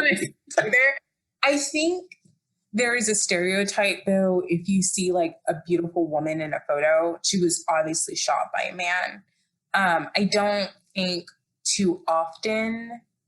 This is just my perception. I'm not saying that it's right. Uh-huh. I think a lot of times when we do see photographers outside of like Ellen Von Worth or whatever, right? Or I'm not thinking about anyone's name off the top of my head. Exactly. That's exactly who I was thinking about. Like, other than those two, you don't really see too many like female photographers like by name out there. Uh-huh. I can probably like think of like 5 male photographers right now, but like I would struggle to find too many like female photographers who were like absolutely that level of fame is what I'm saying. So yeah. So I think that's where a lot of those like stereotypes come from. Oh, go ahead. I'm sorry. No, I'm sorry to cut you off. I was just wondering if you were getting it from like, these are just rando people, or are these other photographers or models? No, it's definitely not models. It's mostly like rando people. Whenever it's been like a male photographer, they usually are just quick to say, oh, I'm so sorry, blah, blah, blah. But it's usually just like people who are not photographers who do that. So that's weird. Well, like I was saying, or I think before we started recording, it's like, especially in boudoir, I think that the majority of like boudoir photographers that take clients more so than models are definitely women. And I've seen people like try and make some sort of weird case about the way women shoot versus the way men shoot. Like, what are you talking about? See, I don't get that either. I mean, I wouldn't be able to look at a photo and say a woman shot that. Like, I think it's weird. I know it's just some women might feel more comfortable with a female photographer, or Jill brings this up a lot of times too. A lot of times if they're doing like their boudoir session as like a gift for their husband, one of the first questions the husband asks is, who shot this, right? And so it might be easier to tell them, oh, Jennifer shot this, like a female name shot this, versus a male. But I don't think, as far as like if a man shoots better than a woman, I don't think that's necessarily correct, because I mean, the whole history of photography, we've seen some just absolutely stunning work from male photographers. So no, and not like better, like they like, I guess the one I'm thinking of was, it was on some forum, it was a long time ago too, but they were trying to say that like men have shoot a sexier style and women shoot a light and airy, less sexual or sensual style. But it's like, I've seen raunchy female photographers, I've seen male photographers that are light and airy too. Like you said, I can understand why a client prefers a different type of photographer. Even down to a photographer's personality can make a huge difference in your shoot. But as far as being able to look at a photo and tell who shot it, it's craziness. Yeah, I agree. Hey, I'd like to take a second to remind you to like and subscribe to our channel on YouTube. That really is the best place to experience these interviews. If you're listening to this on one of the audio-only platforms, you can still see the images on bestinboudoir.com. I'd also like to hear your feedback on how I can improve the show. Don't be shy. I really want to know what you think would help make this a more enjoyable and helpful podcast. Last bit of housekeeping. If you would like to be a guest or a sponsor for the show, please contact me at admin@bestinboudoir.com. Okay, back to the interview. That wraps up our 5 photo segment.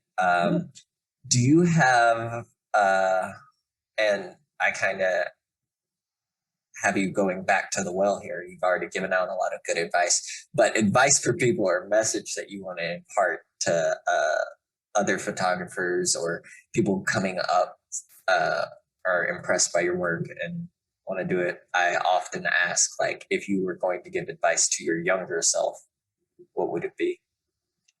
If I was going to give advice to people, it's okay to raise your prices. Okay. Don't feel scared to do that. I found that when I raised my prices, I started getting the clientele that I liked the most. Because there's nothing wrong with value shopping. I value shop still, okay? But when you're coming to something which is boudoir, to me, is commissioned art. And you don't want to like cheap out with that. And you shouldn't feel ashamed when you are charging, $1,500, $2,500. There's some photographers out there, like Cara Marie, charges $7,000. Okay, so why don't you think you're worth it? Because someone else said it. And so one of my favorite quotes that I just like picked up recently was like, if I'm too much, get less.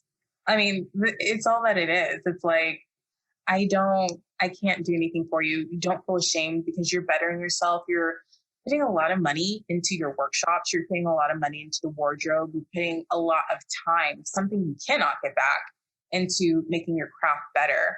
And people want your work. Then, people can pay for it. People pay for, sneakers all the time. They pay for, just things that they love. And if don't feel bad if you don't take a job. And also, it's okay to say no to clients. Like, if you don't want to work with them, follow your intuition. Do not work with them, because I have found that when I did not do that, and with models too, it has been an absolute nightmare situation. So definitely follow your intuition and do not be ashamed to raise your prices at all. So yeah, like you said, it's commissioned artwork. This is a luxury good. It is a luxury good. These photos have absolutely no use to someone else. Exactly. I mean, If you want to go to Walmart, shop at Walmart. But if you want to know to go to Neiman Marcus, you know what you're getting when you go to Neiman Marcus. So you have to decide for yourself where you want to be. Do you want to be Walmart? And there's nothing wrong with that. You'll be able to be accessed by a lot of people, but you'll also have a very high volume. You're going to be working a lot. And again, just in my experience, when I worked with people who are more kind of value shopping because of it, they weren't the nicest people either. I can just think of one person off the top of my head. I actually did what is that website where you can go get deals at?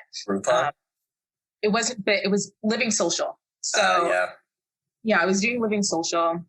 And this was before I did Boudoir. I was like shooting whatever. It's mostly families. And I just had a nightmare client. She was the worst. I'm just going to put it out there. I still think about this from time to time. She was like the worst person to deal with. And I figured out it was my fault because I did everything I possibly could do. I communicated. I met expectations. I was transparent. I gave her everything that she needed. Some people are just committed to just being mean. And so I remember when I started raising my prices and started getting into clientele that I want, like the people that can easily purchase something for $5,000 and not think about it are going to be, to me, your most laid back clients because they're a little bit more easygoing. They know what value is. They know what to expect. They understand that, again, this is luxury, this is commissioned. And sometimes things just don't go according to plan, and sometimes they do. So, and they're the ones who actually tell people about you too, and you get more clients from them versus, someone who's just doing this like one time. So, I think that's an important lesson. Like you said, way back at the beginning of the thing about like the actual business of running a studio. And so to finish out our 10 questions, where can people see more of your work, or is there anything you'd like to promote? Yeah, so you can see more of my work on Wonderland Boudoir on Instagram, on the U of Tubes. I need to start doing that more consistently. Also, my website too, I have a lot of different fun kind of projects coming up. I do get a lot of photographers reaching out to me, asking me about certain things of how I do them. So I'm currently writing a book about that I've done. Hopefully before the fall gets here. So, just concentrating on hopefully if this goes well, I'll do a more detailed version, because it's going to be kind of light. It's going to be more so about posing. And that's something I kind of wanted to touch on real quick. So, I think something that made a difference in my work was taking a workshop with Denise Birdsong. And she teaches the art of having emotional work, just emotional posing and just getting that emotion out of your client to get that type of look that you want. But the book that I'm doing is going to be more so the basics of just posing your model right. If you want to elevate that, I would totally, reach out and follow Denise. She has a course called Strip Down that is phenomenal. And I just would encourage anyone to join that. So that wraps our 10 question segment, but it takes us into a question I was noticing throughout your answers. You've talked about the workshops you've attended and the people that you've learned for. You seem to be really consistent about investing in your learning. Is that something you seem to definitely believe in? Yeah, I 1000%. I think that would be an understatement. You should consistently be learning about it. I follow a ton of different photographers, and each photographer is going to bring something different that you're going to like about it. For the Boudoir Divas, I needed to understand the business behind running a successful boudoir company. For Denise's workshop that I took place, I love the work that I was doing, but I wasn't even connecting with it when I was looking at it. And then when I would look at magazines and other photographers and different books and just historically, what was the difference? It was the emotional aspect that I was missing from it. So I took Denise's course and it just completely changed how my work looked. And that actually helped me get more clients. More clients after that. With Laura Jade, because I took her class, it was more so understanding where the Boudoir Divas was more like getting like, everyday type of clients. Laura Jade's course was more like getting those commercial jobs, like getting into fashion and magazines and what you need to do. I also learned a lot about like the editing technique that I still use today. So my goal is to kind of like do a different type of workshop every year, but of course the pandy hit, so that hasn't happened for a little while. But a workshop I want to do next is more like landscape and understanding the intricacies of like getting a good landscape shot, because it's easy to, and you should know, since you do landscape, that's easy to blow out your photo real quick because you're not balancing everything. And as much as I love shooting outside, I can definitely be a lot better. So I want to get better at that by going to a workshop. So definitely investing in that. And you also meet a ton of people too. And those people will like your work and they'll talk to other people. And it's a lot about networking as well. So, and I met Denise through the Boudoir Divas work. That's how we met. So shooting outdoors and like you said, the settings, that was one thing when you were talking about having to really know your settings and your exposure triangle is whenever I moved to New Orleans, I ended up shooting parades all the time. There's always something going on in New Orleans. And I didn't realize, like I thought I kind of knew how to shoot when I was in Austin. Like I'd been shooting other things. I had shot some models. I shot portraits. I shot like some commercial work. But like shooting parades outside, people moving, dancing, not caring about what you're doing. Yeah. Like that's when I learned like how to adjust your settings on the fly, and also like how to get a photo when you actually have no control over anything. It's like, no, yeah, you're 100% right with that. And I think, kind of going back to like how I learned on film. Like I was rolling my own film and stuff like that. And there, you don't have all like the good stuff that you have now where it's on and you can review, you can delete. Like you had to take your time and get those photos right, which is why I think it's a lot easier for me to get that light right too. So, but again, like what you're saying as well, it's a very photojournalistic style. So you do have to think on your feet. You have to get the composition right. You already have to have like anticipate where they're moving next. Not like you don't have the opportunity to pose them. You're like this person, and you're studying them for just like even a little bit, and like they're gonna do this. So that's how I imagine if you're shooting parades. So that's exactly right. You're like, I need to move over there. Like trying to swing into position, and like you said, you're like, I want them to be backlit. I gotta get over here. And but yeah, I think that's where that was kind of my hard knock kind of learning to shoot, because I got plenty of photos that it's all blown out, like 600 photos blown out. But and another thing that I learned too, I will say, is that like before, when I was shooting clients, I used to be scared to look at the back of my camera while I was shooting. So I'm like, I don't want them to think I'm unprofessional. You know what's gonna happen? You're gonna have like fucking 65 photos that are all like unfocused because you had too much of an ego to look back. Now I look back all the time on the back of my camera just to make sure the shots are in focus. And if it's not right, I'll say, hey, do you mind if we go back to that last pose? I'll be honest. I'll say I didn't get it in focus. Like, so, but I'm very transparent when I work with people. So.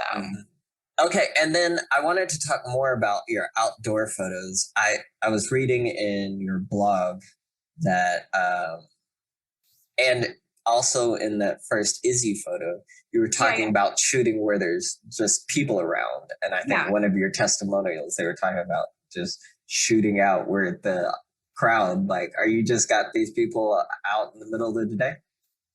I'll say it again, out in the middle of a Monday? In the middle of the day, just. Yeah, like whatever.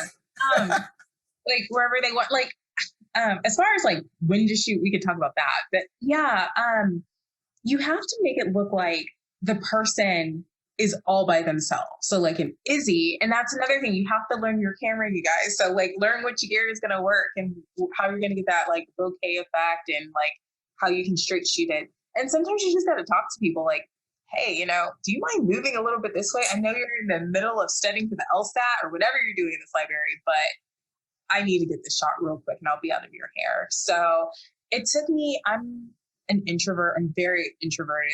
And for the longest time, I had really bad social anxiety.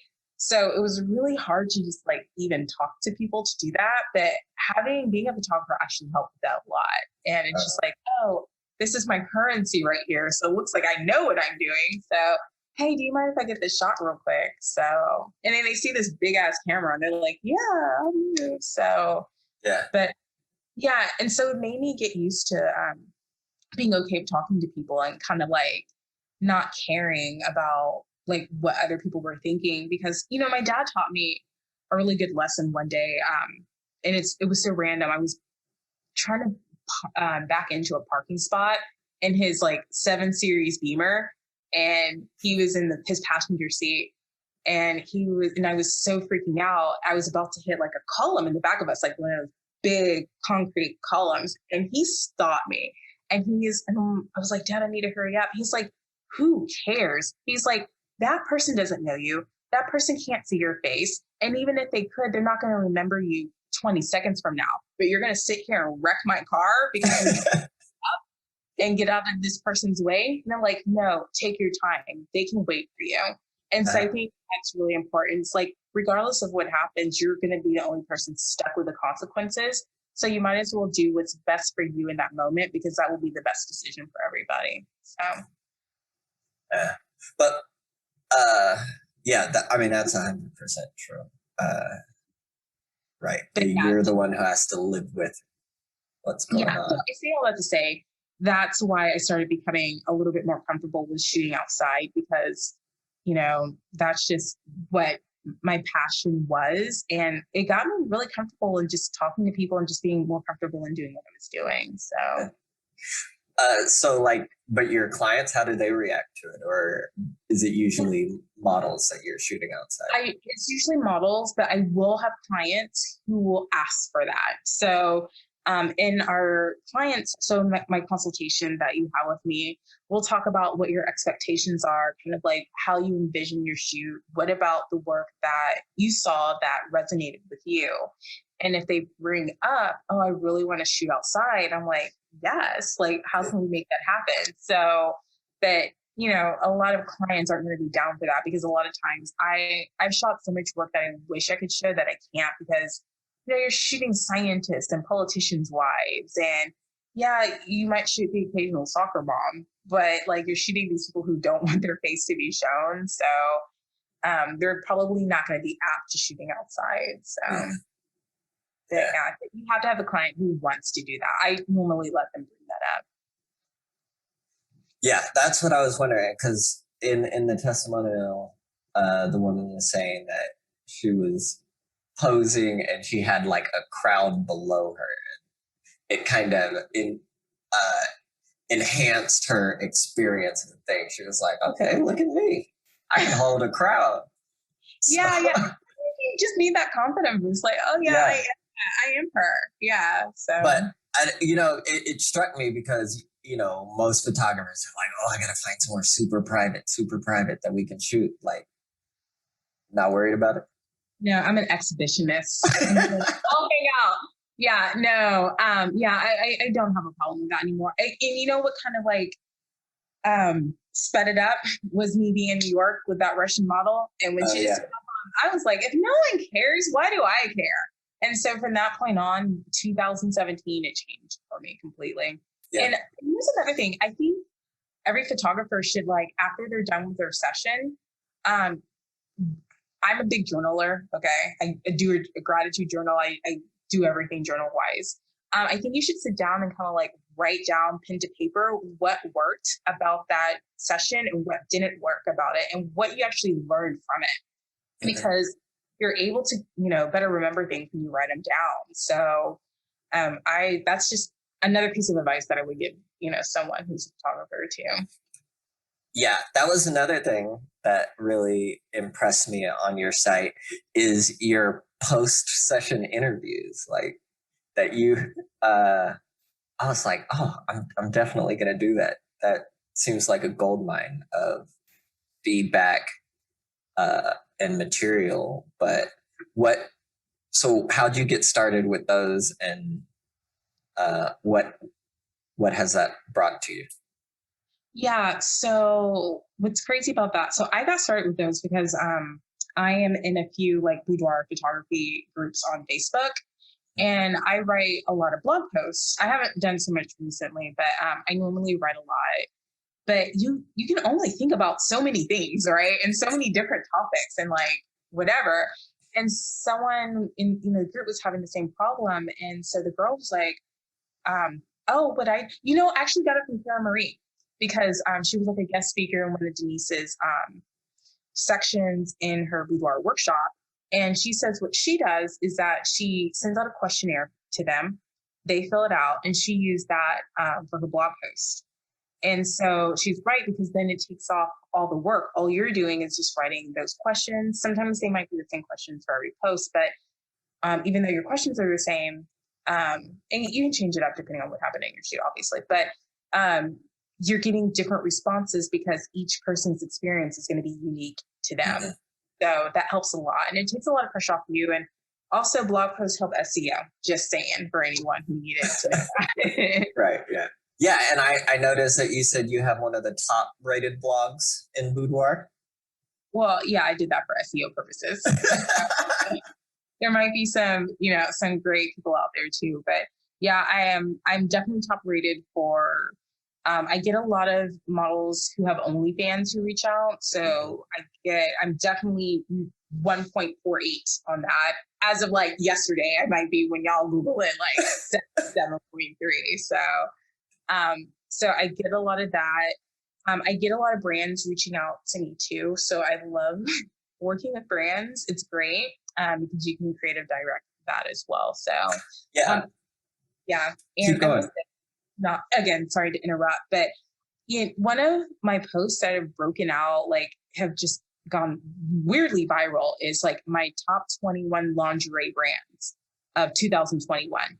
And I get people sending me pieces after pieces after pieces, which helps me because, now I'm getting like designer luxury pieces from these amazing artists who created this lingerie that they need on models. So it's easier for me to do that and then kind of create the type of shoots I want to do based off these beautiful curated pieces. So again, I believe that content is king, and that you should definitely be blogging if you can too. So yeah, that is awesome business tip right there. Like, so I was going to ask about that too, in that I noticed you had done some brand and fashion work, and which also leads to, I think, and correct me if you disagree, that you have a sort of a editorial style to a lot of your photos. Like, it's a fashion-y look to that boudoir. Yeah. And again, a lot of that is contributed to me going to Laura Jade's workshop. Yeah, because I wanted to do something different. I'm trying to think of a way where I don't sound like I'm like bashing a particular style, because that's not what I'm trying to do. But a lot of people are doing this whole like dark and moody thing so much. Like, it's so dark you can't even see the people. Like, who's there? Like, sometimes I'm like looking like, why is it so black? And I'm like, it's something wrong with my eyes. Like, it's always like, why are we always seeing the silhouette of somebody? And to me, like, if I was a client, I don't want to pay for a picture that's completely black and like orange or red or whatever. So I say all that to say that I like to make my work stand out. I want it to look like something you'll look back in like 2 years, 3 years, 10 years, and like still be proud that I look like that. And that's why I go for more like kind of like the fashion type of look versus just like light and airy, because light and airy is beautiful, but to me it can be you don't want your photos to look dated too. That's another thing I constantly worry about, is my photos looking dated. I don't want that to happen. So That's why I go for. I like to have it to be fun. I think a lot of my photos are fun and a lot of movement, but I also like them to be editorial so it stands out. And so you'll always remember the experience that you have because your clients are going to remember how they felt more than what they did. And so that's really, really, really important to me. Yeah, definitely. And do you, how do you deliver your photos? I know you mentioned albums and you had done prints for the football player's wife. That feels weird saying the football player's wife. The lady who cried. Yeah. Right. But are you products? Do you do digitals? How do you do that? Yeah, I know everyone's a little different. And so everyone's business is set up a little differently. So for me, I have packages. I have 3 separate packages. I have my white rabbit, my Cheshire cat, like it's the whole Alice in Wonderland theme, y'all, and my Alice package, right? Of course, the Alice package is the most expensive one. You're getting like the most things of it. And in all the packages, you get hair, makeup included. The reason why I personally do that is because I don't want my client running around the entire day getting ready for this session. And by the time he or she shows up, they are completely tired. They're exhausted. They're thinking about all the things they wish they would have done. And you don't want them to be in that mindset when they come. You want them to show up. So the only thing I tell them to do is get their nails done. So hair and makeup's included. You get a certain amount of photos with each one. And with each one of the packages, you also get a photo album too.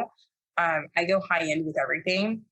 I have like, I don't have my books right now, but I have like all my books are acrylic. And if you do want the Italian bound book, which is just stunning, that one's, and I think my books are kind of cheap. Like that Italian bound book is like $1,000, but yeah, so I just have like different tiers of what they can do. I do have an a la carte package, but with my a la carte package, you have to purchase like a print or one of the albums before you're able to post, buy the digitals, because a lot of people want to buy the digitals, but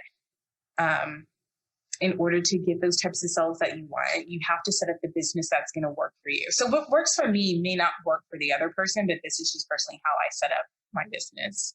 Yeah. No, definitely. Like, I'm always interested, like you said, people want the digitals, but like, and then, but some people just like, okay, well, it's the same price. Take or leave the album. But yeah, and when I give digitals too, I give the digitals to go up to an 8x10 because after that point, I want you to use those high res images for me so I can print them. Right. But if my client pays me the money for the high res images, here you go. You can have them. I am not committed to that. Yeah. So about the Wonderland theme, where did that come from? Randomly at the top of my head. Yeah. I was in my living room in Dallas. And I was like, I just put it in and I'm like, I was dating someone at the time and I was like, well, let me see if this name works. And we were both sitting there and it worked, Wonderland Boudoir. And we were both like, how has no one picked this name yet? So, and I really like Alice in Wonderland. I love the story that it stands for and, the themes out of that story as well. So there it was born. But I don't do too many like Alice in Wonderland themed stuff on the website other than like some of the names. So, and I can't pay for it. So that's another thing. I was just wondering if there was like you said, if it was your favorite story, why, any tie-ins? No, I just really like the name. I'm going to be quite honest, you guys. It's not that deep. Like I wish it had a deep domain was available. Yeah. $7.99. Get it today. I mean, that's a good enough reason. Yeah, I wish it was that deep, you guys. I wish I just had some spiritual things. Yeah, I just like the name. All right. Another thing from your blog that I noticed was that you said you have prep exercises. Is that a trade secret or something you can go into, like the prep exercises you have your clients do? Yeah, no, this is something I tell anyone and everybody. So, and it's something a lot of photographers do as well. So, and I think everyone should do it regardless. So I'll definitely share it. So what I have my clients do is go on Pinterest and create a mood board for each one of the looks that they want to do. So if you want to go for more of a sultry look, we're going to do a look for that. You're going to put your hair, your makeup, and the lingerie that you want from there. If you want to go for a vixen look, you're going to put your whole vixen-y look in there, your hair, the makeup that you want. And we usually shoot like 3 looks in every session. And if it's, a wedding shoot, then we're going to have like your white, beautiful lingerie and everything with that too. This helps me because I can better envision what you are looking for out of your session. After I get it, you and I have a conversation about what you're actually looking for. So I can make sure that I understand what you want and be able to verbalize that to the hair and makeup artist. I do pass it to them, but even with the hair and makeup artist, when you show up, they're still going to talk to you about it to get, the look that you want. Another thing that I tell all my clients to do too is that do not buy your lingerie or anything last minute. I do not want you to show up to this session and this is the first time you're putting that piece on. Because if you absolutely hate it and you're not going to be in line with everything that you're shooting, all you're thinking about is, oh, I look terrible here, it's bunching up here, blah, blah, blah. And I always tell people, I'm not going to give you back bad photos. That's not going to happen. We're going to shoot a lot of stuff today. You're going to get your top photos back. But I need you to walk around your house in your outfit, in your shoes, and I want you to feel comfortable in it. I need you to look in your mirror and feel comfortable in what you do. And that's the number one compliment when they're coming in, that they're so happy that I told them to do that, because then they're like, I actually don't look good in this piece.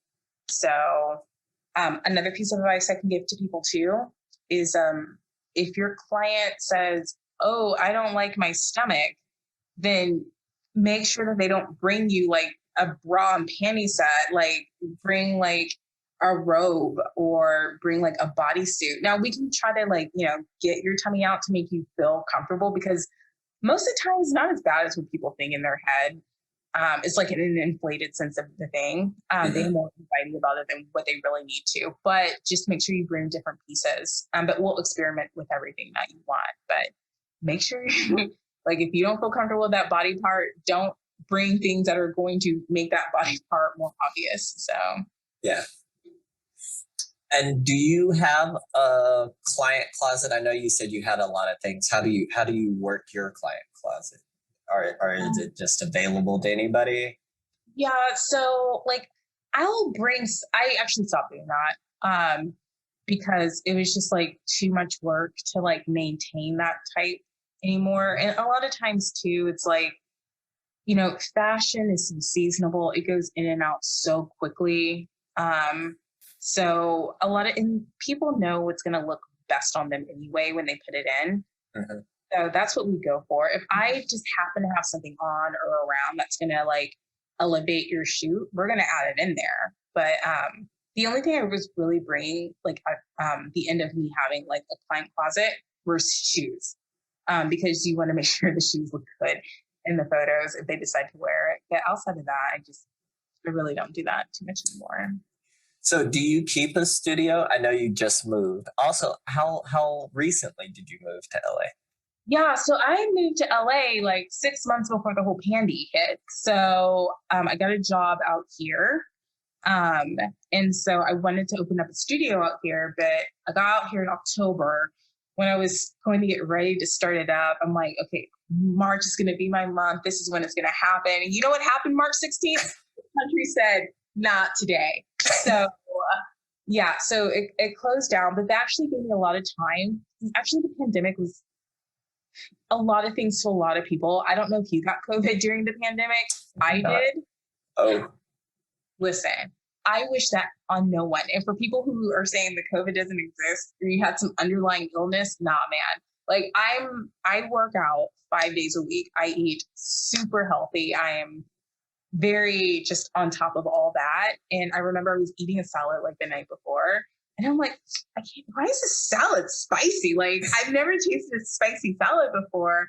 And I was like, man, this is weird. And then the week beforehand, or that week leading up to me eating that spicy salad, every morning I woke up, I just felt like I had really bad morning sickness. And I would tell my coworker about this. But at this point, because the whole global economy was breaking down, and I work in finance, so I thought it was just me being stressed out. I didn't think anything about it. Then I remember I ate that salad. Then the next morning I woke up and I just threw up everywhere. And I'm like, ew, like what's going on? And then I'm like, am I sick? Like that's the first time like it crossed my mind. And then by that evening, I literally wrote my friend a text message. I was like, these are all of my password information. I'm like, I am literally by myself and no one's here but this dog. And it really, like, I don't know what death feels like, but that felt like the closest thing. Wow. And then the next day, and it was actually the 31st because it was Halloween, I went to go get my COVID test in LA. And on November 1st, they found out that I had COVID. And I lost my sense of taste for like 3 months. Nothing was fun about this whole process. And I got it when I went back to Texas, actually, to go vote. Yeah. And my brother ended up having it. And then his girlfriend got it. And she threw up for 14 days straight, like every day. So like if y'all didn't get it, and everyone's symptoms were going to be, because my brother was sick for like maybe a few hours. And he didn't realize anything was going on.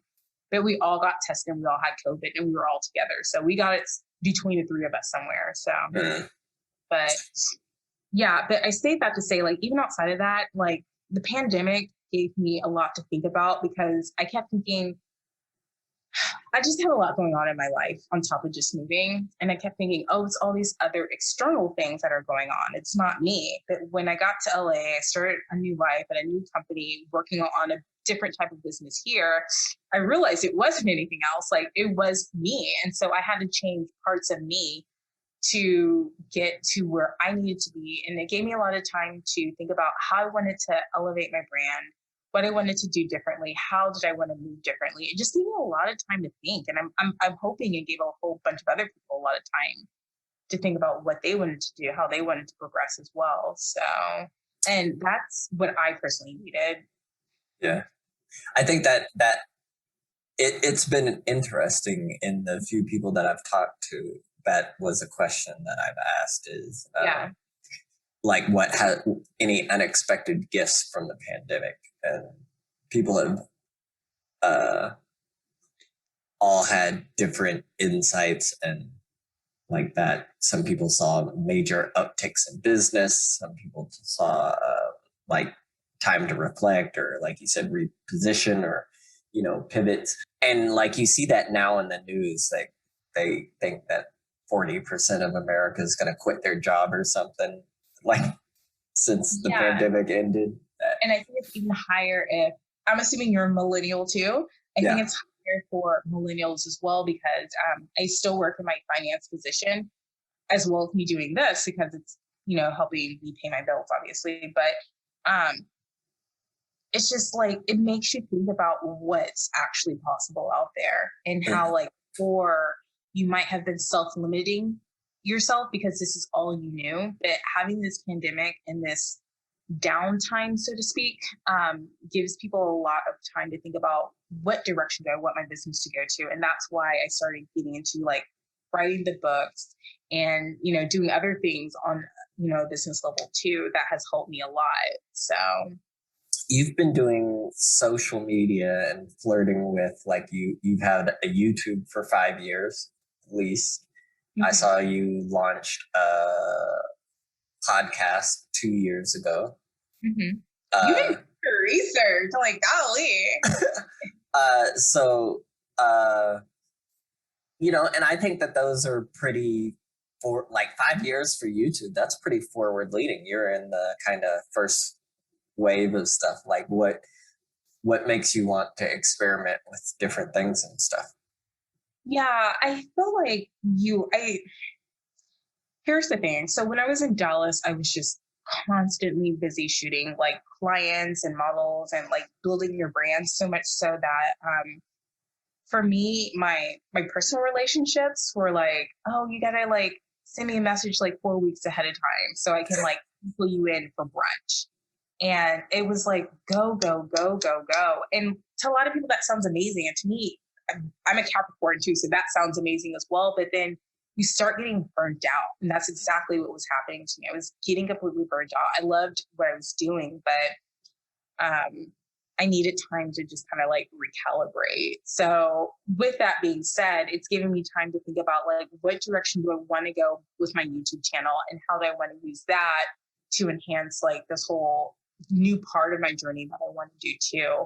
And with podcasting as well, I haven't done it for a bit.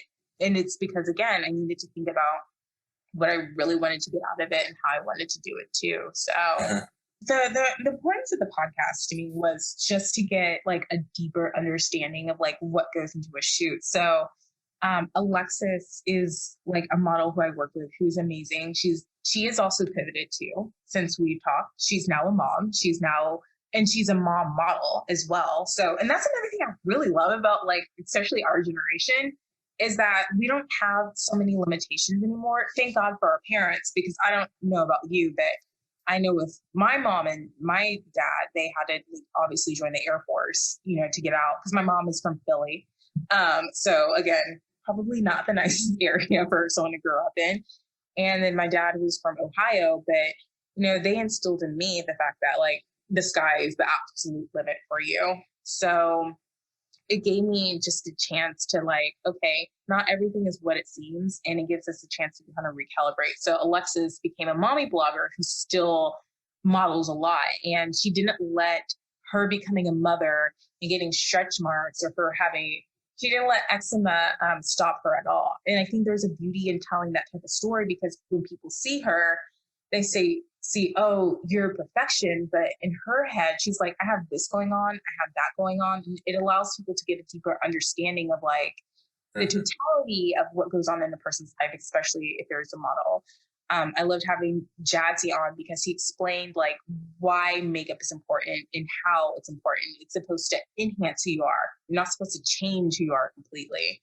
Right, so being able to tell those stories that go into doing photo shoots and, the stories behind it. The importance for the YouTube channel was to show behind the scenes of like kind of what to expect, and for me, just to have a little bit of fun. But more power to people who can do YouTube and photography, like, Peter McKinnon. I know you spoke about him earlier, because that's a lot of work. It is. I'm finding. Yeah. You have to be able to do that full time.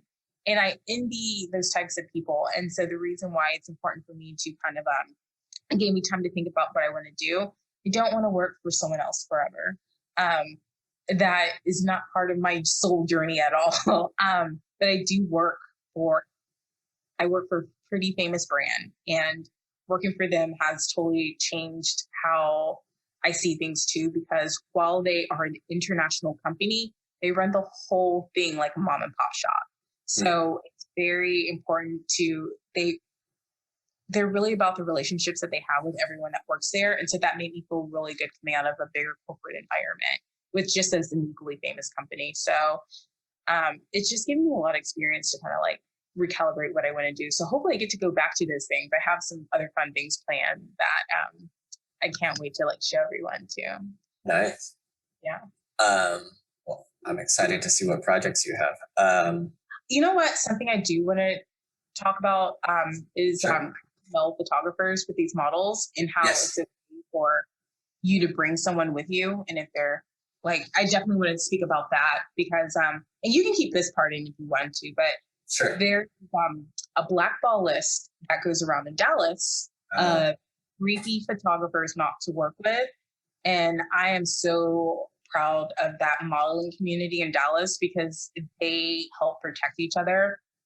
When models reach out, we can talk about that too. So. We can go right into it, but I think that's super important, because there's a lot of creepy photographers out there.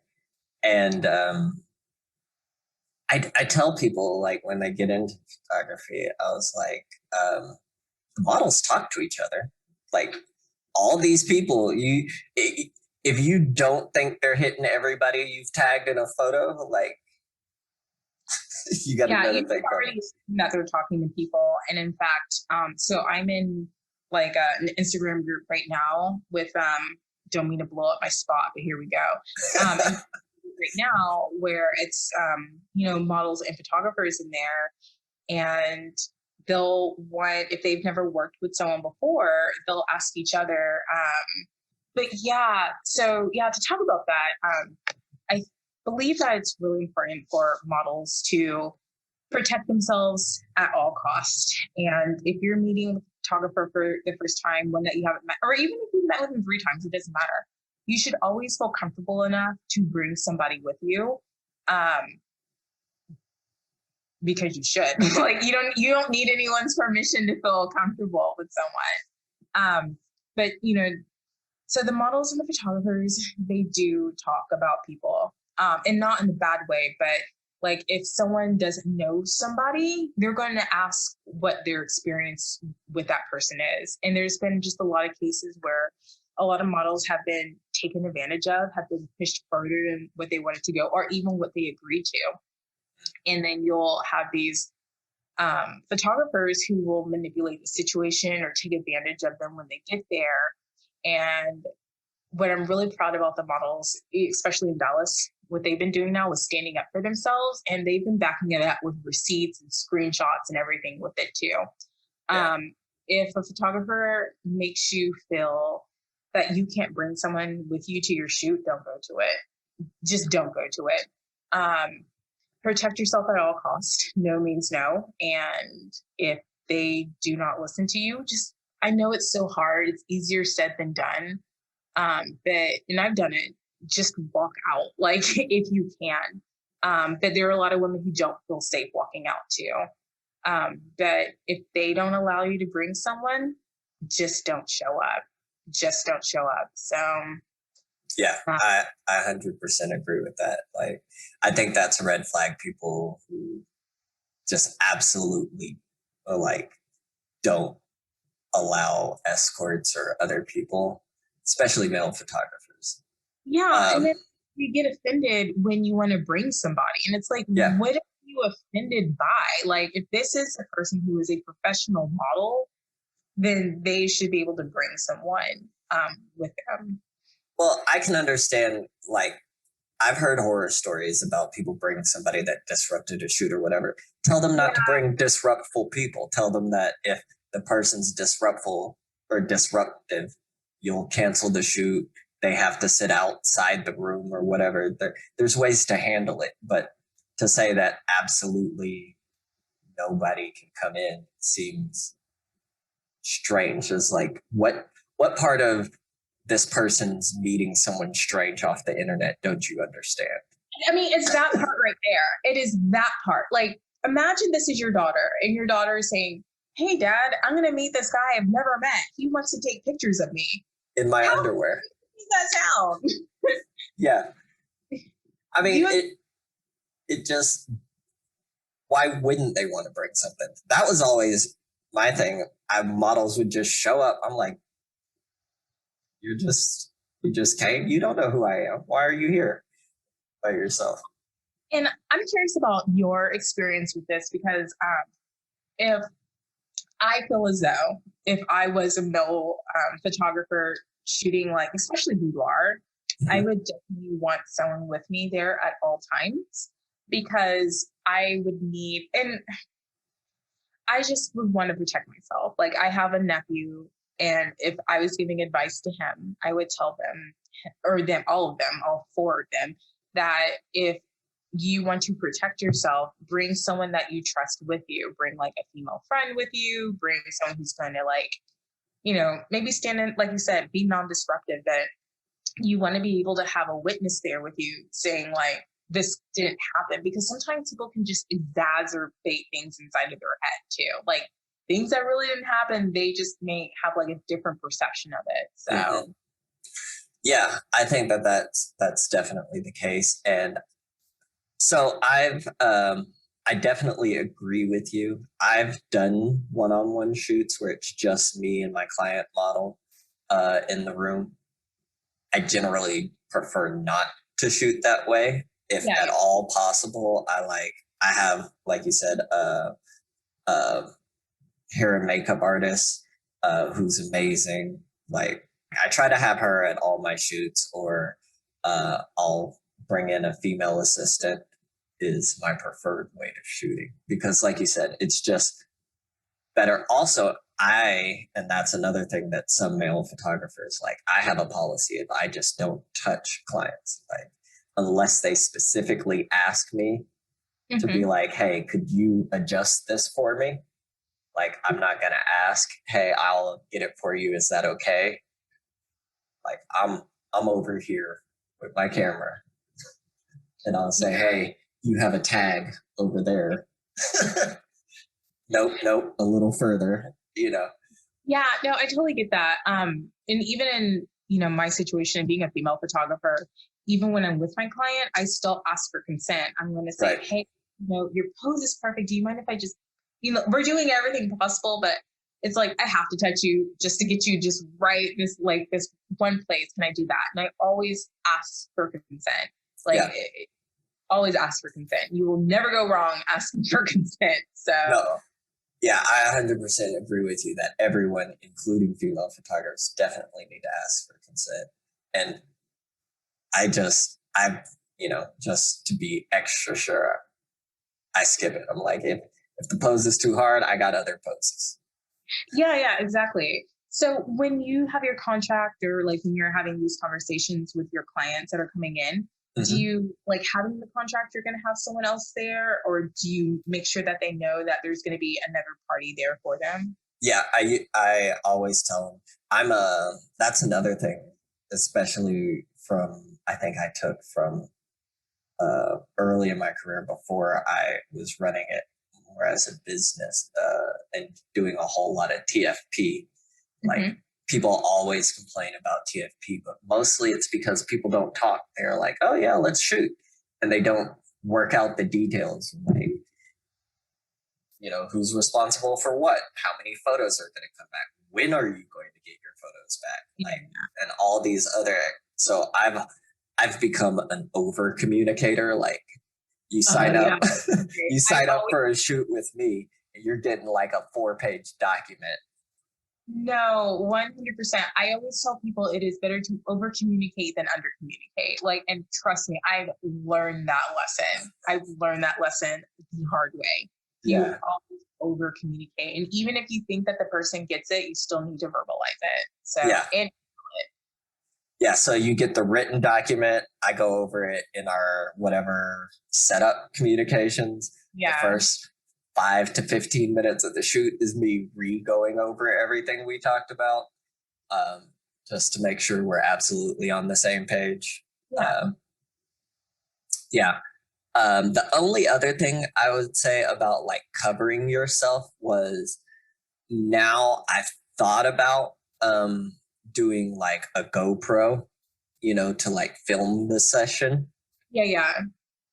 And that way it can also double as like, the highlight video later, right? Yeah, that's true. I thought about you, but I guess my concern with that was, is that like a violation if they're like getting dressed or undressed? And it's weird. So yeah, that was the thing is like, the only way it kind of works is like, okay, there's a video camera pointed in this direction. So if you need to change, you gotta.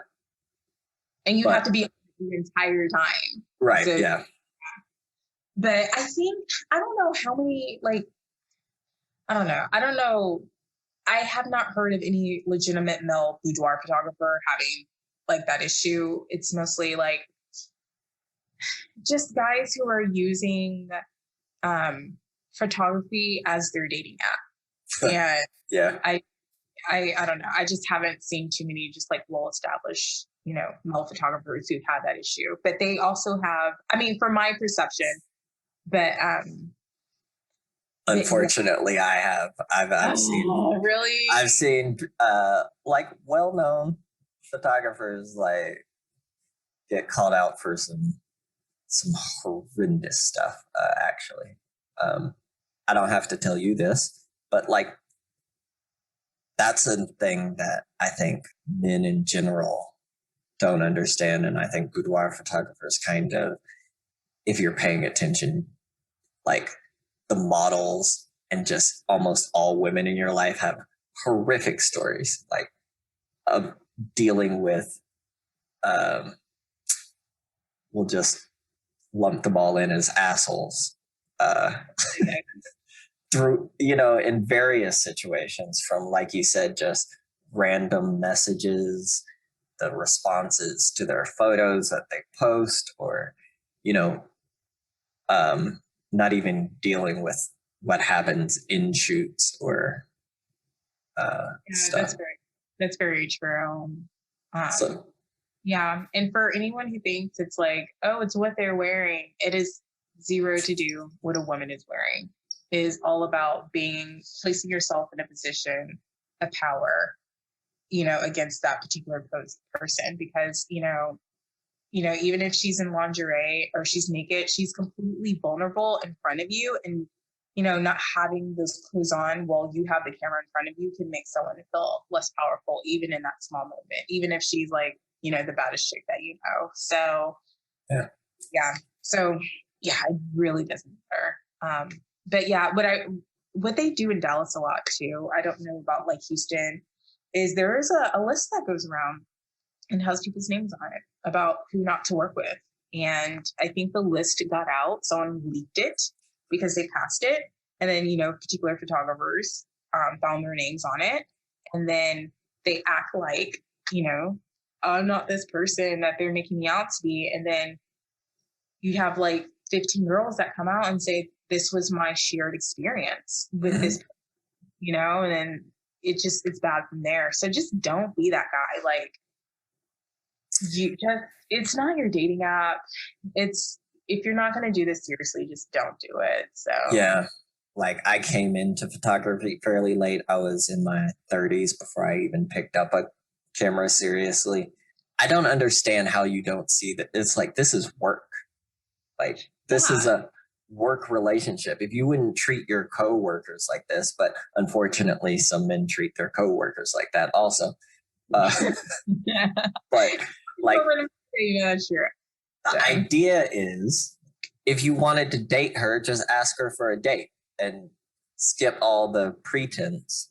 Yeah, exactly. Which goes back to the other discussion of like, how do you not understand why someone would want to bring an escort with them?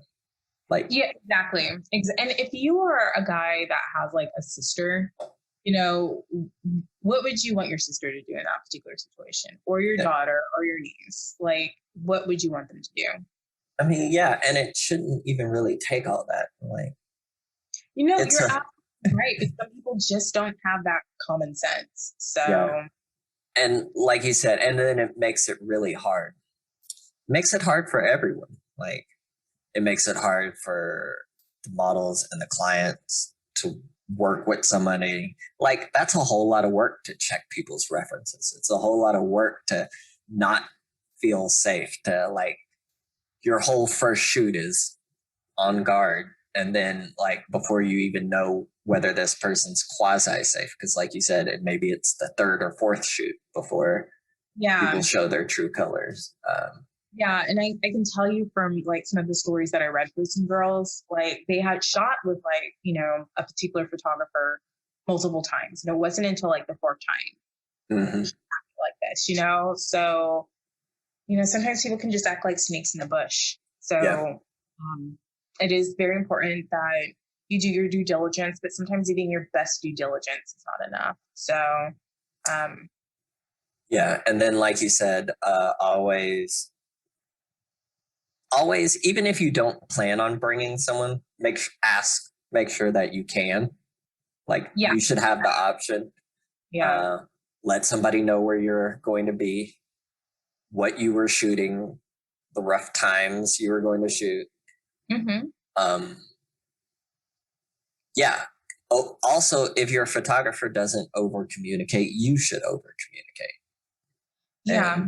Make sure you know the parameters. Exactly. And not to interrupt you, but this brings me to another case too, that it was really consistent through a lot of these girls' experience.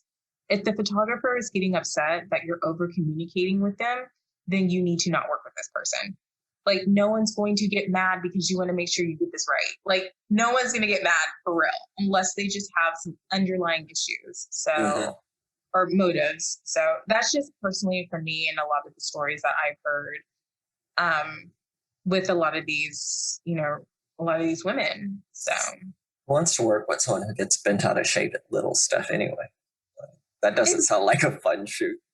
And then you're like, okay, I don't know about everyone else, but then you're like reading these screenshots and you're thinking, you're not trying to blame the girl, but it's like, girl, like, he was rude to you this entire time. It's like, why would you be okay with this? But then you don't know what happened, in this person's past, like why they might be used to someone speaking to them like this. So again, not victim blaming, but always bring someone with you. Just bring someone with you, even if you, like you said, you don't ask. So I wish that there was a systematic way that you could impart this, but there's always so many people coming in to it and also going out. That's one thing I've thought about as educational products is I think people need to do more of training on how to relate to clients. And you might not have any bad intentions, but you're dealing with people who don't know you. Like, you're a stranger off the internet. They just found you at most, like you've had a few conversations or whatever. Like, and there's some people who you meet like off the internet, like that you feel like, like as soon as you walk, it's great, but you're not going to get that same interaction each and every time. So we live in a different age now, like where most of us are meeting people off the internet first, like unless you like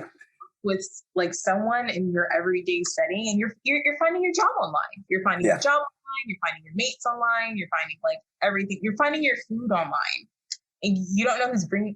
It's just. And that might be me being an older millennial. I'm like, I grew up at a time where it was weird. It was like, well, the internet's new. Why would you meet someone off the internet? Like that happened in my lifetime, that it became normal. And so I still have that, like, of course that's weird. Why wouldn't it be weird that someone would want to take precautions? I guess younger people might not. They're like, it's because like, I hear what you're saying, because I don't remember a day I've been in school where we didn't have a computer. Like when I was in kindergarten, we were learning how to like type, so we still had enough social understanding of, what was right and what was wrong. But now I have like my nieces and my nephews who will never understand what life was like prior to internet. They don't know, like I don't know if they've seen like a regular clock. It's all digital for them. So you're growing up with a different set of like ideologies because advances and everything that are going on in the world. Which is like another thing that you said about understanding the possibilities and seeing that things are what you could do. Like the idea that you could be a full-time YouTuber. Every person my age, their parents were like, you can't play those video games. You're never, you can't play video games for work. There's people making millions of dollars playing video games. Man, you know what? Like for real. Like I don't tell people I was the original gamer. Everyone on my block wanted to beat me in Street Fighter or Sonic the Hedgehog. I was that person, right? And it's like, well, you can't do this. It's not going to get you anywhere. Yeah. So what are these EA games, and why are they making millions? Like it just blows my mind. Or like these family bloggers and these. Yeah, it's amazing. Yes, and there's nothing wrong with it. No. And it just shows you that we should not limit our ideas to anything more. Like whatever crazy ass idea you got, just do it. Because it's like, why not? Like we're literally getting into cars with strangers that we don't know. Okay, we would never have done this like 25, 30 years ago. You don't just get in some person's car you don't know. But now, let me call a stranger up so I can get into their car. So and then go to another stranger's house to sleep. Absolutely. Yeah. Yeah. Absolutely. So it's crazy when you just dumb things down to that particular level. So at this point, I think we're in a time where people are finally realizing that like we are the only ones lamenting ourselves. Yeah. So I really don't think that and here's another lesson that my dad kind of taught me, like there's no idea that's like too crazy. And I just wish I had understood that like a lot younger. But yeah, so Yeah, that's exactly the thing. Because like, so, and I think that's the weird thing. Like, I am technically a millennial, but I'm a millennial that was part of the transition, not a millennial that like you said, that came up in the tradition. I very much remember, like, I was in college when I got my first cell phone. that makes sense because Yeah, I'm about what 4 years younger than you. I was in high school, so I was about like 15. yeah. Yeah. I had a pager at 16, right? It was like, Oh my god! Every time I see a pager, I laugh. I never had a pager, but I always think they're funny. you know, the cell phones were the big bricks and stuff. And so like, yeah, like watching it change at in some points, like it's the FOMO of, man, I wish I would have been, you know, of that generation. And but it's amazing, like you said, that someone can, like, people make full-time careers talking about comic books on YouTube. Like, what? People have full-time careers reading books from other people on YouTube. Yeah, like had the 13-year-old Jamal known about this, like life would have been different. I But know, I know. And there's just so many things that like I was doing before, and then I will say this too. I know I've mentioned it before, especially when talking about the whole judgment thing. Who gives a fuck about their thoughts? Like, please do not limit it. Please don't limit your life to what you think other people are going to say about you, because I promise you, it's always like in 5, 10, 15 years, you're going to hate yourself because someone did the thing that you were scared to do because you were scared of being judged. Just do it. Like, who cares? Who cares? Like, and that's the thing I will definitely teach my niece and nephew. Who cares? Just do it. So definitely. The other thing I wanted to talk to you about is in one of your, I think it was on your podcast, you were talking about the difference between boudoir and lingerie, especially for male photographers, and understanding that it's not about sexy photos. And you were talking about how the meaning behind and like the motivations and all the different motivations. Could you expound on that for me? I thought that was important. So there's definitely like a difference between, let's just say, boudoir and glamour, right? So glamour, the person is normally coming in for, like, when I say glamour, I mean more like, you know, professional shoots where it might be like a professional company doing like swimsuit, or even let's think of Maxim magazine, for example, right? That would be more glamour than it is boudoir, because what boudoir is, in my opinion, a woman coming in for something that she's doing for herself. And she's a regular everyday woman. And she's coming in because she wants to, like, for whatever reason. Let's use one of my clients, for example. She has had 2 tumors in her brain, and she wanted to give a gift to her husband because she didn't know how much longer she was going to be around. They told her, you got 6 months to a year and a half. All right. And she was like, okay, what can I do to give him, and what can I do for myself? Right. And she wanted to feel, and she had just like finished chemo and like going through all this, and she just wanted to feel normal, like just one time, feel normal and feel sexy. And so she did that for herself.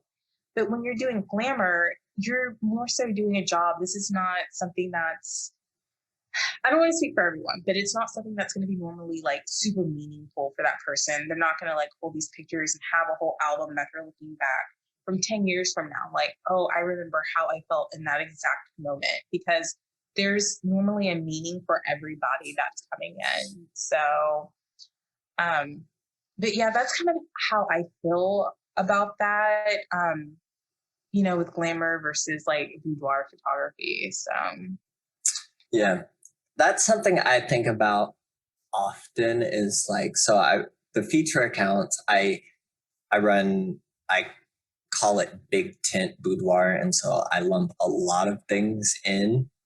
So like I feature people who do like artistic nudes, like just and like even pinup and glamour and lingerie and boudoir kind of all mixed together because I think they're similar and I think they lend each other to inspiration. yeah. But I also recognize that there's a difference in the intent of it. Exactly. Yeah.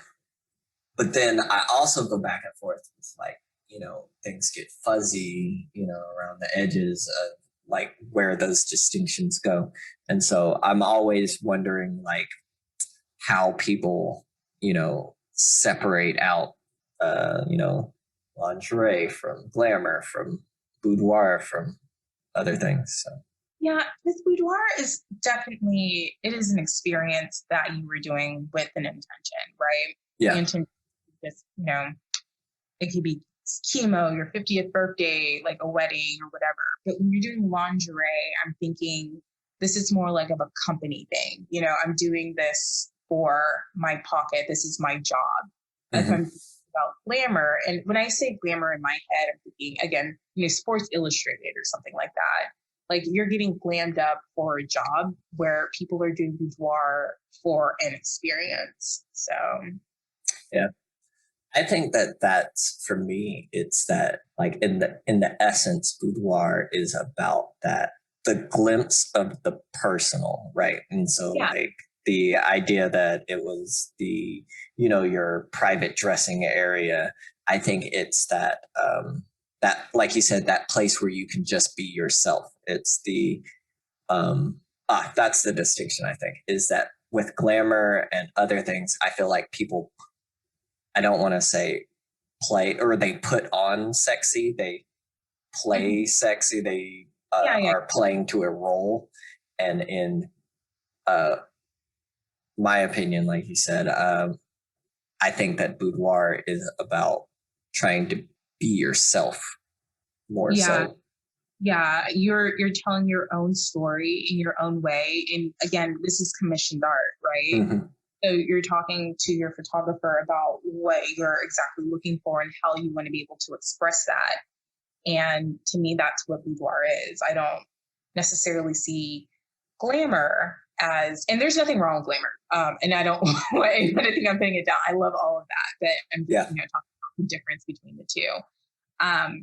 Or the different concepts. But yeah, I think you're telling a story of this person. And I think that's why it's really important to, when you have your consultations as well, to really get to know this person, what they're looking for and what is their why.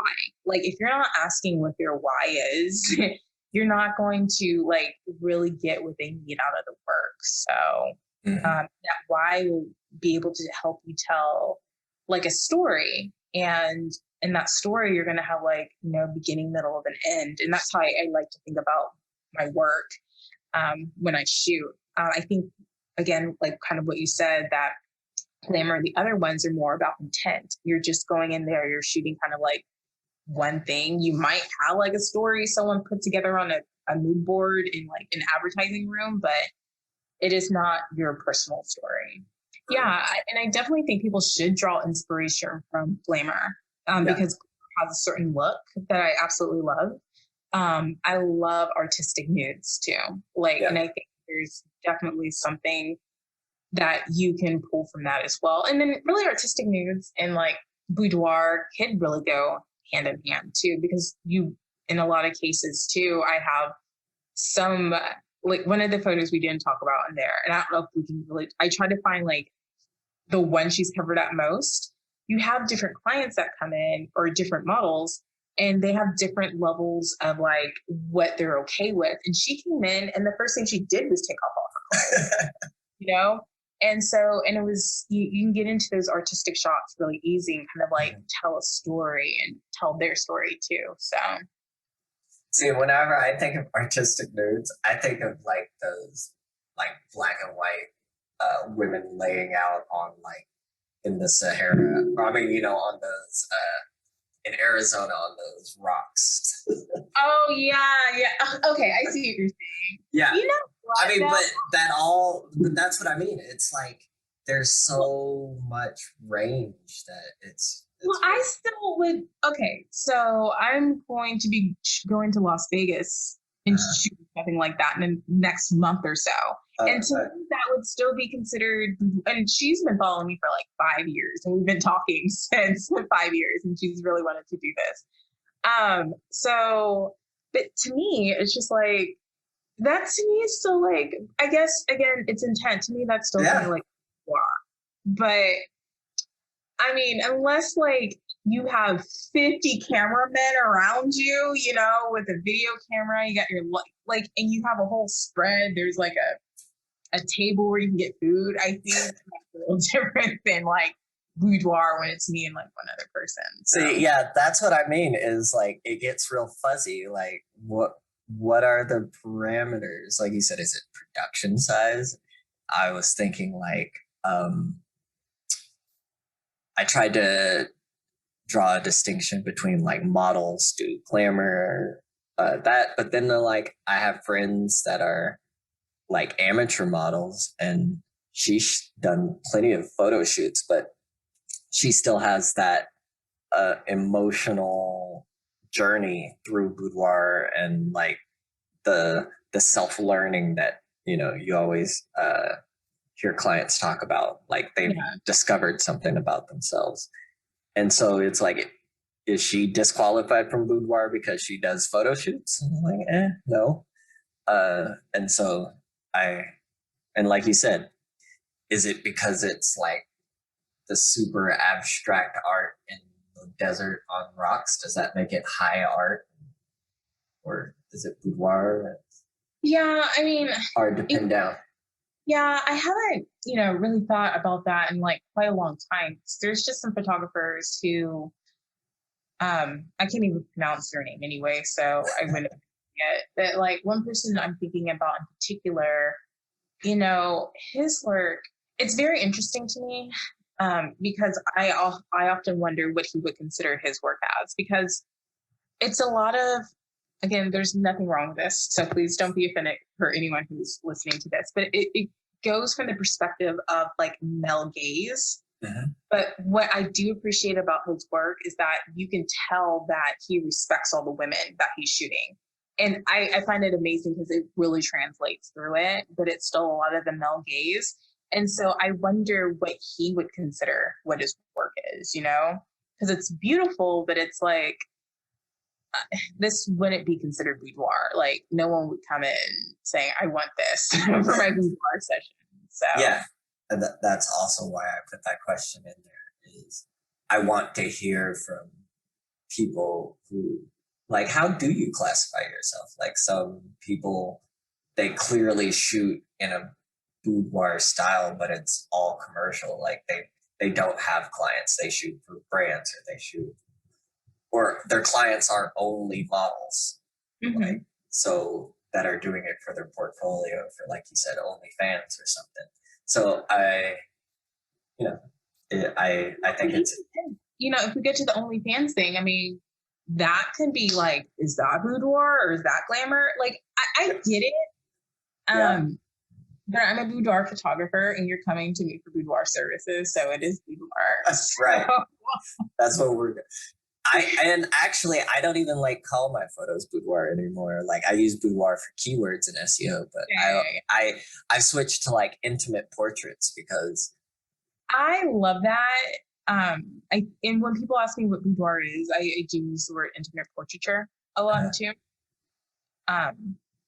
But I mean, that's just an elevated way of, you know, and to me, that's what boudoir is. It's just, you know, intimate portraiture. So and I chose it because I think that it's because boudoir has so many associations already, and people think of it as sexy photos. And I want to give them the space to think of not sexy photos. It's like if you want to be like sad and moody in your photos, that's perfectly fine too. If you want to be like, if you want to like, there definitely is a different range of emotions that goes into it, because when you think about just the ideology of being human, you're going through a lot of different range of emotions. And again, kind of going back to Denise's class, we talk about vulnerability. That is something that you will learn how to shoot there. You're talking about joy. You're talking about flirtation. You're, talking about showing strength in your photos, And I think, again, in my opinion, you might not necessarily be doing that in glamour because you're just doing one thing. Oh, they look cute. How about this? Oh, get this baby, and just like that. So, to me, I'm going to stick to the word that you said, intention. There's just, what is the intention behind it? So who's your typical client? And then like, what is your mix of like client to model? Okay. So my typical client, I'm going to make sure that I'm answering your question right. Like the type of person that comes in for a boudoir session. Mm-hmm. Okay. So I get clients of all ages. And, one thing I notice about a lot of people, they read my blog thoroughly before they come in. And I'm like, you read all that. How was the grammar? But yeah, so I get clients. I think one of the youngest I shot was probably 20 because she was celebrating her 20. And that was the girl who brought her mom and her sister. And it was just so fun. I love it. I love those photos. In fact, it's the actually, fun fact, it's the photo that I use for my icon. That's her. And she's sitting straight up. She was a track star. Anyway, so that's not what you asked. So, but normally I shoot women between the ages of, I would say about 32 to about 48. So I do have older women. The one downside, which kind of goes into answering your questions about the models and stuff like that. The one downside is because more established women don't want their photos out there. And this is something I have to work on, is I'm shooting girls who look younger, and even though they are clearly in their 30s, I mean, sometimes they still look in their young 20s. So it's really hard. It's really kind of difficult to find women who are okay with having their images out there. But my ideal client is someone in that age range, because they have the discretionary income to spend the type of money that you want to get those types of photos. And quite honestly, that's what it is. And I do, and even in my keyword stuff. So I'm hoping everyone who's looking at this pays a lot of attention to their analytics. I look at my analytics once a month at the beginning of the month to see what's working, what's not working, what keywords do I need to use, what blog posts can I do, and stuff like that. I'm not as diligent as what I should or I could be. I wish I was a lot better than what I am. I'll be quite honest with you. And it's women who typically purchase my mid-tier to my most expensive products. They don't normally do the a la carte, because if you're doing the math, it's why don't I just get one of these packages anyway? So, but yeah, it's really that simple. So, yeah. And it's women who I don't have to convince to do boudoir. They've already educated themselves on what it is. And it's something they want to do. They've spoken to their husbands about it. So I do have a blog that does pretty well. It's 6 excuses to sneak out of the house to do your boudoir session if it's, going to be a surprise. But they do have conversations with their significant others about it too. So, and everyone's open to the idea. So it's great. Oh, also, I at some point you said he or she. Do you shoot men and why? I think you said you do couples, didn't you? Okay, so I shot one couple for like, actually it was two models. I don't know why I started with models, but yeah, that's something I actually want to focus on in this downtime right now, because I'm getting back into shooting again like next year, but I'm also using, this part of the time to still process what I want to do and kind of change my look and, the way I want to do my photos too, and just kind of change the aesthetic and keep growing. But I also want to start shooting couples, because I do get that inquiry a lot from people in LA more than I did in Dallas. So that is something I definitely want to play with. I have, and I know some female photographers won't do this, but I have shot men before. And to me, it's fun. I don't see any difference with it. I shoot them the exact same way. Someone else is in the room with me, obviously, at all times. And here's one to, like, if we're giving another piece of advice, I would suggest that everyone who's a boudoir photographer have their own boudoir session. So you can, and I say this for male photographers, you'll need to get in front of a camera of someone and do your own session, because what you don't realize is, okay, you're telling, your client to do this, but why don't you do it? You booked with me. This is what you wanted to do. Okay, you wanted to do this, but like because when I had my own session, I was like, okay, I get it now, right? Like, okay, it's still pretty intimidating, even though this person is a professional, you've been talking to them a while, you've been doing your consultation with them, but you're still there and you're still like really vulnerable because you're naked. So I think in order for you don't understand what you don't experience. So have an experience of doing a boudoir session. Yeah. Have you done a boudoir session? No. You're right. I think that it is an important thing to do. Yeah. And that's something I'm planning on committing to next year too. Was doing a few more, just to feel more confident in what I do as well too, and just kind of like, again, you always want to constantly remind yourself this is what the person is going through when they're with you. I think I really want to. I'm gonna have to do some shopping around and figure out who I want to shoot. Okay. Well, I don't know any people in the Houston area, but I definitely know some people in Dallas that I can suggest to you. I was gonna say, I'm sure now that I'm saying it out loud, I'll get some offers. I'm sure you'll get a lot. Hey. There's a lot of actually, we feature quite a few Houston photographers on the site.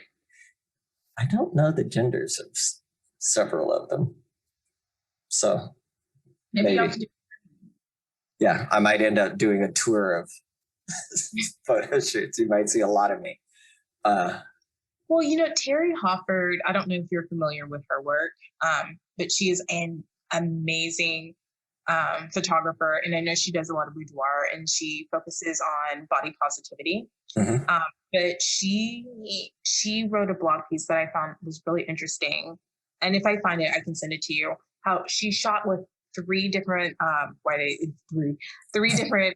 boudoir photographers, and she saw how different each one of their styles were, and how they saw her, each one of their lenses saw her completely different. And Danielle, the girl who I talked about earlier, who I shot, she had said something pretty significant to me before too. She was like, it was me, her, and my best friend. And she was like, and she turned to my best friend. She's like, we're both looking at Korin, but we're seeing two completely different people. So that's why I think it's really important to, work with different photographers and kind of see how they see you too. I find that I felt that was a really interesting experiment that she did.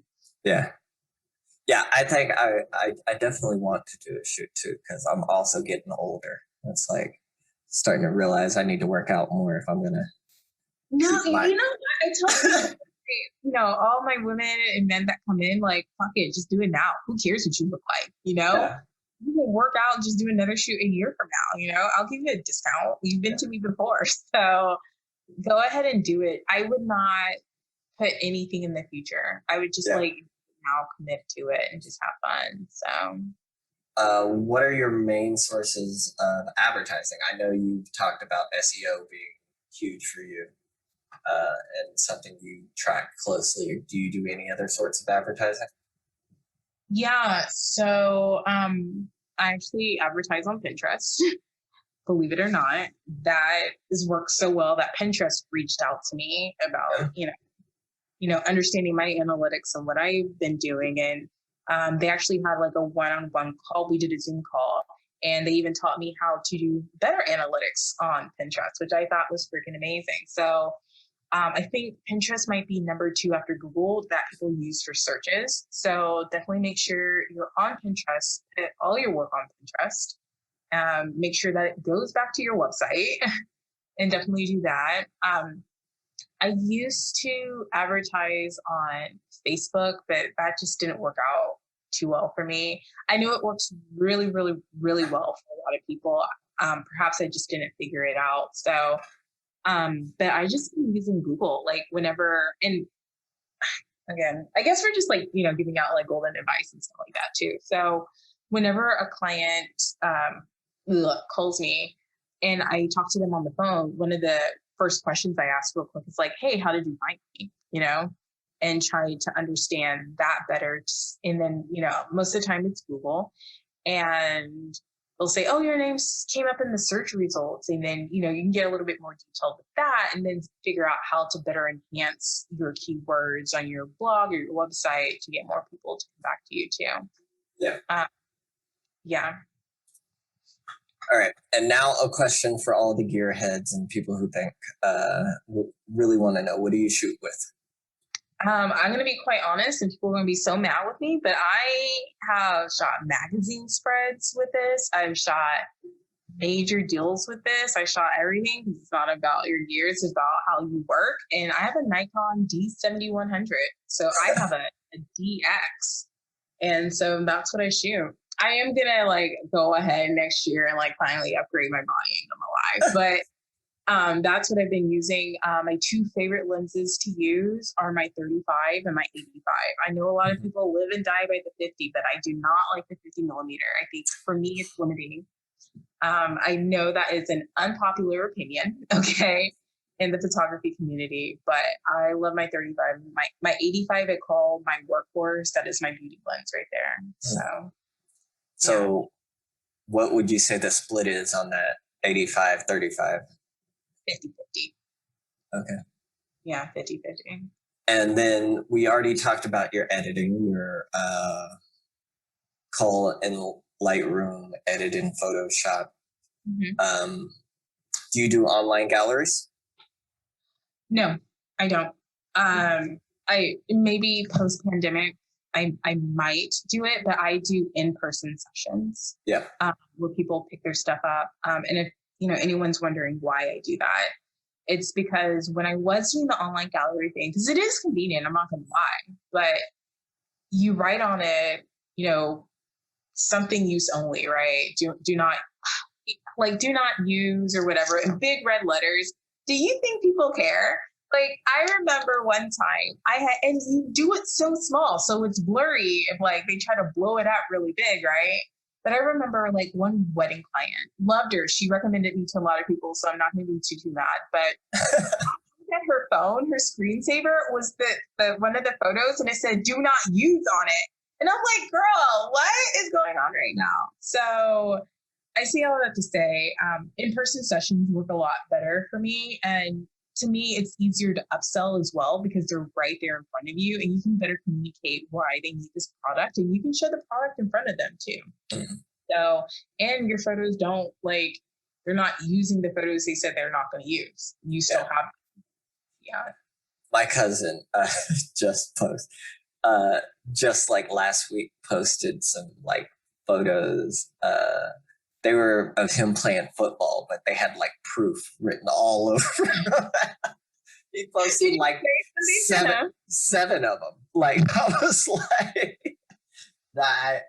it just cracked me up. I was like, he's not. No, it is so funny to me. And it was like, no matter what I did, people found a way around it. And I'm like, listen, I'm not doing this anymore. Like, I might send you a teaser photo, which is fine, but like, I don't do that anymore. So Yeah, I I mean honestly, if you can do in-person sessions, but again, we live in a different world now. So if anyone knows a way to get around people not stealing your stuff for a gallery, no. But I will continue to do in-person sessions. Yeah. I've seen people do them like the Zoom sessions, right? So like, you display them on the screen, but I guess people can still screenshot. Yeah, people can still screenshot, but like I don't know about like when you do your sessions, do you do in person or do you do Uh, I'm moving to in person. Like I said, I'm just really getting started on the professional. Before, when I was shooting hobby, it was just gallery picture proofs. Yeah. So I haven't done the Zoom thing, so I can't really speak to it. But in my head, I imagine because like in my experience when I'm shooting with my clients, some of them can like take 90 minutes because they're going back and forth between like two photos. So I don't understand how one would do the Zoom one. And a lot of times they like to look in, they're really analyzing themselves. They might look at a photo for like 5 minutes. So um I'm curious to see how they remedy, how long do they give them 30 minutes and say 15 minutes to pick like 15 photos? Like, I don't know how it works. So, Yeah. all right. So, if there's just one piece of advice I give people, if someone tells you you're a lot, tell them to go find less. Okay. Do not compromise your integrity for your work, your personality, or anything that goes against um, your beliefs for someone else because you're the only one who has to live with the consequences of the advice that they give you. So I would always say follow your intuition and just never sell yourself short. Your ideas are not crazy. I mean, some of them might be, but don't be scared to try something new because you're scared of judgment. And I know I've touched on that a lot of times because this is something I personally had to deal with a lot. And the last 2 years, I said, fuck it. Like one of my favorite songs right now is, God, what is that Big Sean song? I forget, but you have to, or J. Cole actually said it. It's, if you're going to bet on yourself, you need to completely double down on who you are and what you're going to do. And so I would suggest the same thing for everybody else because you know what? You might fail or you might fucking rock it. So you're going to lose either way if you don't try. So that's my suggestion for people. The final question I wanted to ask you is that I want Best in Boudoir to be a resource for photographers, models, and creatives that make the big tent boudoir images. What would be some questions that you think I should ask the next person I interview? I would say I didn't touch on this, and I meant to talk about it too. Like, what books do you read to get you? I think understanding what books people read too, because I read a lot of business books. Profit First, I definitely suggest people read that. I would ask people what their daily motivation is too, because that's a little bit different than what inspires you. It's like what motivates you to get up every day and do what you do. Everyone has a different motivation. For me, I know I said this like a billion times, but like right now it's making sure like my niece and my nephew are set up, for life and make sure they get generational wealth and me working on that too. If there, what would be a fun question? If there was, you asked, what is one thing you don't like about the process? I would ask like, what is one piece of equipment that, if you could only shoot, what would you use? Or what is one piece of equipment you wish you could just take away, because I don't know, I would take away fucking 50 millimeter. No, I'm not. Yeah, or some way to like have a reflector that did what I need. I don't know. I just always need like that's the one downside about shooting outside is like the whole reflector bit. Like I'm one person, so like how do you get a stand that? I don't know. So, but you asked really good questions. So I would have to think about that. I would really have to think about that. So. And I lied, and that's not the final question. Oh, One more question is, yeah, no problem. are there any other creatives that you're really into at the moment? Like, do you have any shout outs or recommendations that people check out? Yeah, definitely. I said again, Denise Birdsong from Modern Love Photography. Denise is great. One girl, I cannot pronounce her name at all, but she is one of my favorite models too. Actually, I have a list. Do you mind if I go get it real quick? No, you can send it to me. I'll put it in the notes also. Okay, yeah, I'll do that. Yeah. But yeah, I've got some kind of like local ones and some big ones that I like. So. All right. So in the list down below. Yeah, I'll send it tomorrow. And Laura Jade gave a really good piece of advice that I think is great for every photographer. She said, no matter what you're doing, always make it look like you're doing a lot all the time. She's like, even if you're just sitting on your couch eating potato chips, like save all the work that you've done and then just post it then like, oh my God, look at me. I'm shopping for this amazing food. Just like always make sure you look busy. And I'll say like, especially in 2019, because nothing really happened in 2020, when I was really implementing that, I was getting booked a lot because people were all like, oh my God, you're so busy. Am I ever going to like get you in? So Yeah. People like the perception of like exclusivity, if that makes sense. Yeah. And looking busy and like, oh my God, this person, like when you act like a top photographer, people are going to treat you like one. So yeah. Korin of Wonderland Boudoir, thank you again for spending time with us. All the advice and wisdom and tips that you shared throughout this. Thank you again for letting us feature your photos on the Best in Boudoir and Everyday Boudoir, and sharing kind of the insights and behind the scenes of your work. Yeah, thank you so much for having me. I had a blast. I know I talk a lot. I know I can't enunciate or pronunciate any words apparently in the English language, but eczema, that's what the word is. So anyways, but yeah, no, I thank you for your time and like your dedication and to both brands and just taking the time to speak to me today too. As we go out, tell the people one more time your Instagram, website, and where they can find your work at. Yes, so you can find my work at wonderlandboudoir.com. Same name on Instagram, Wonderland Boudoir, and on the YouTubes at Wonderland Boudoir as well. And if you want to email me, only nice emails, please. info@wonderlandboudoir. All right. Everyone go out, follow, like, share, comment on all her stuff on all her channels.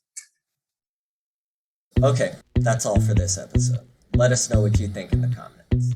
Please remember to like and subscribe and give us a 5-star rating on your podcast platform of choice.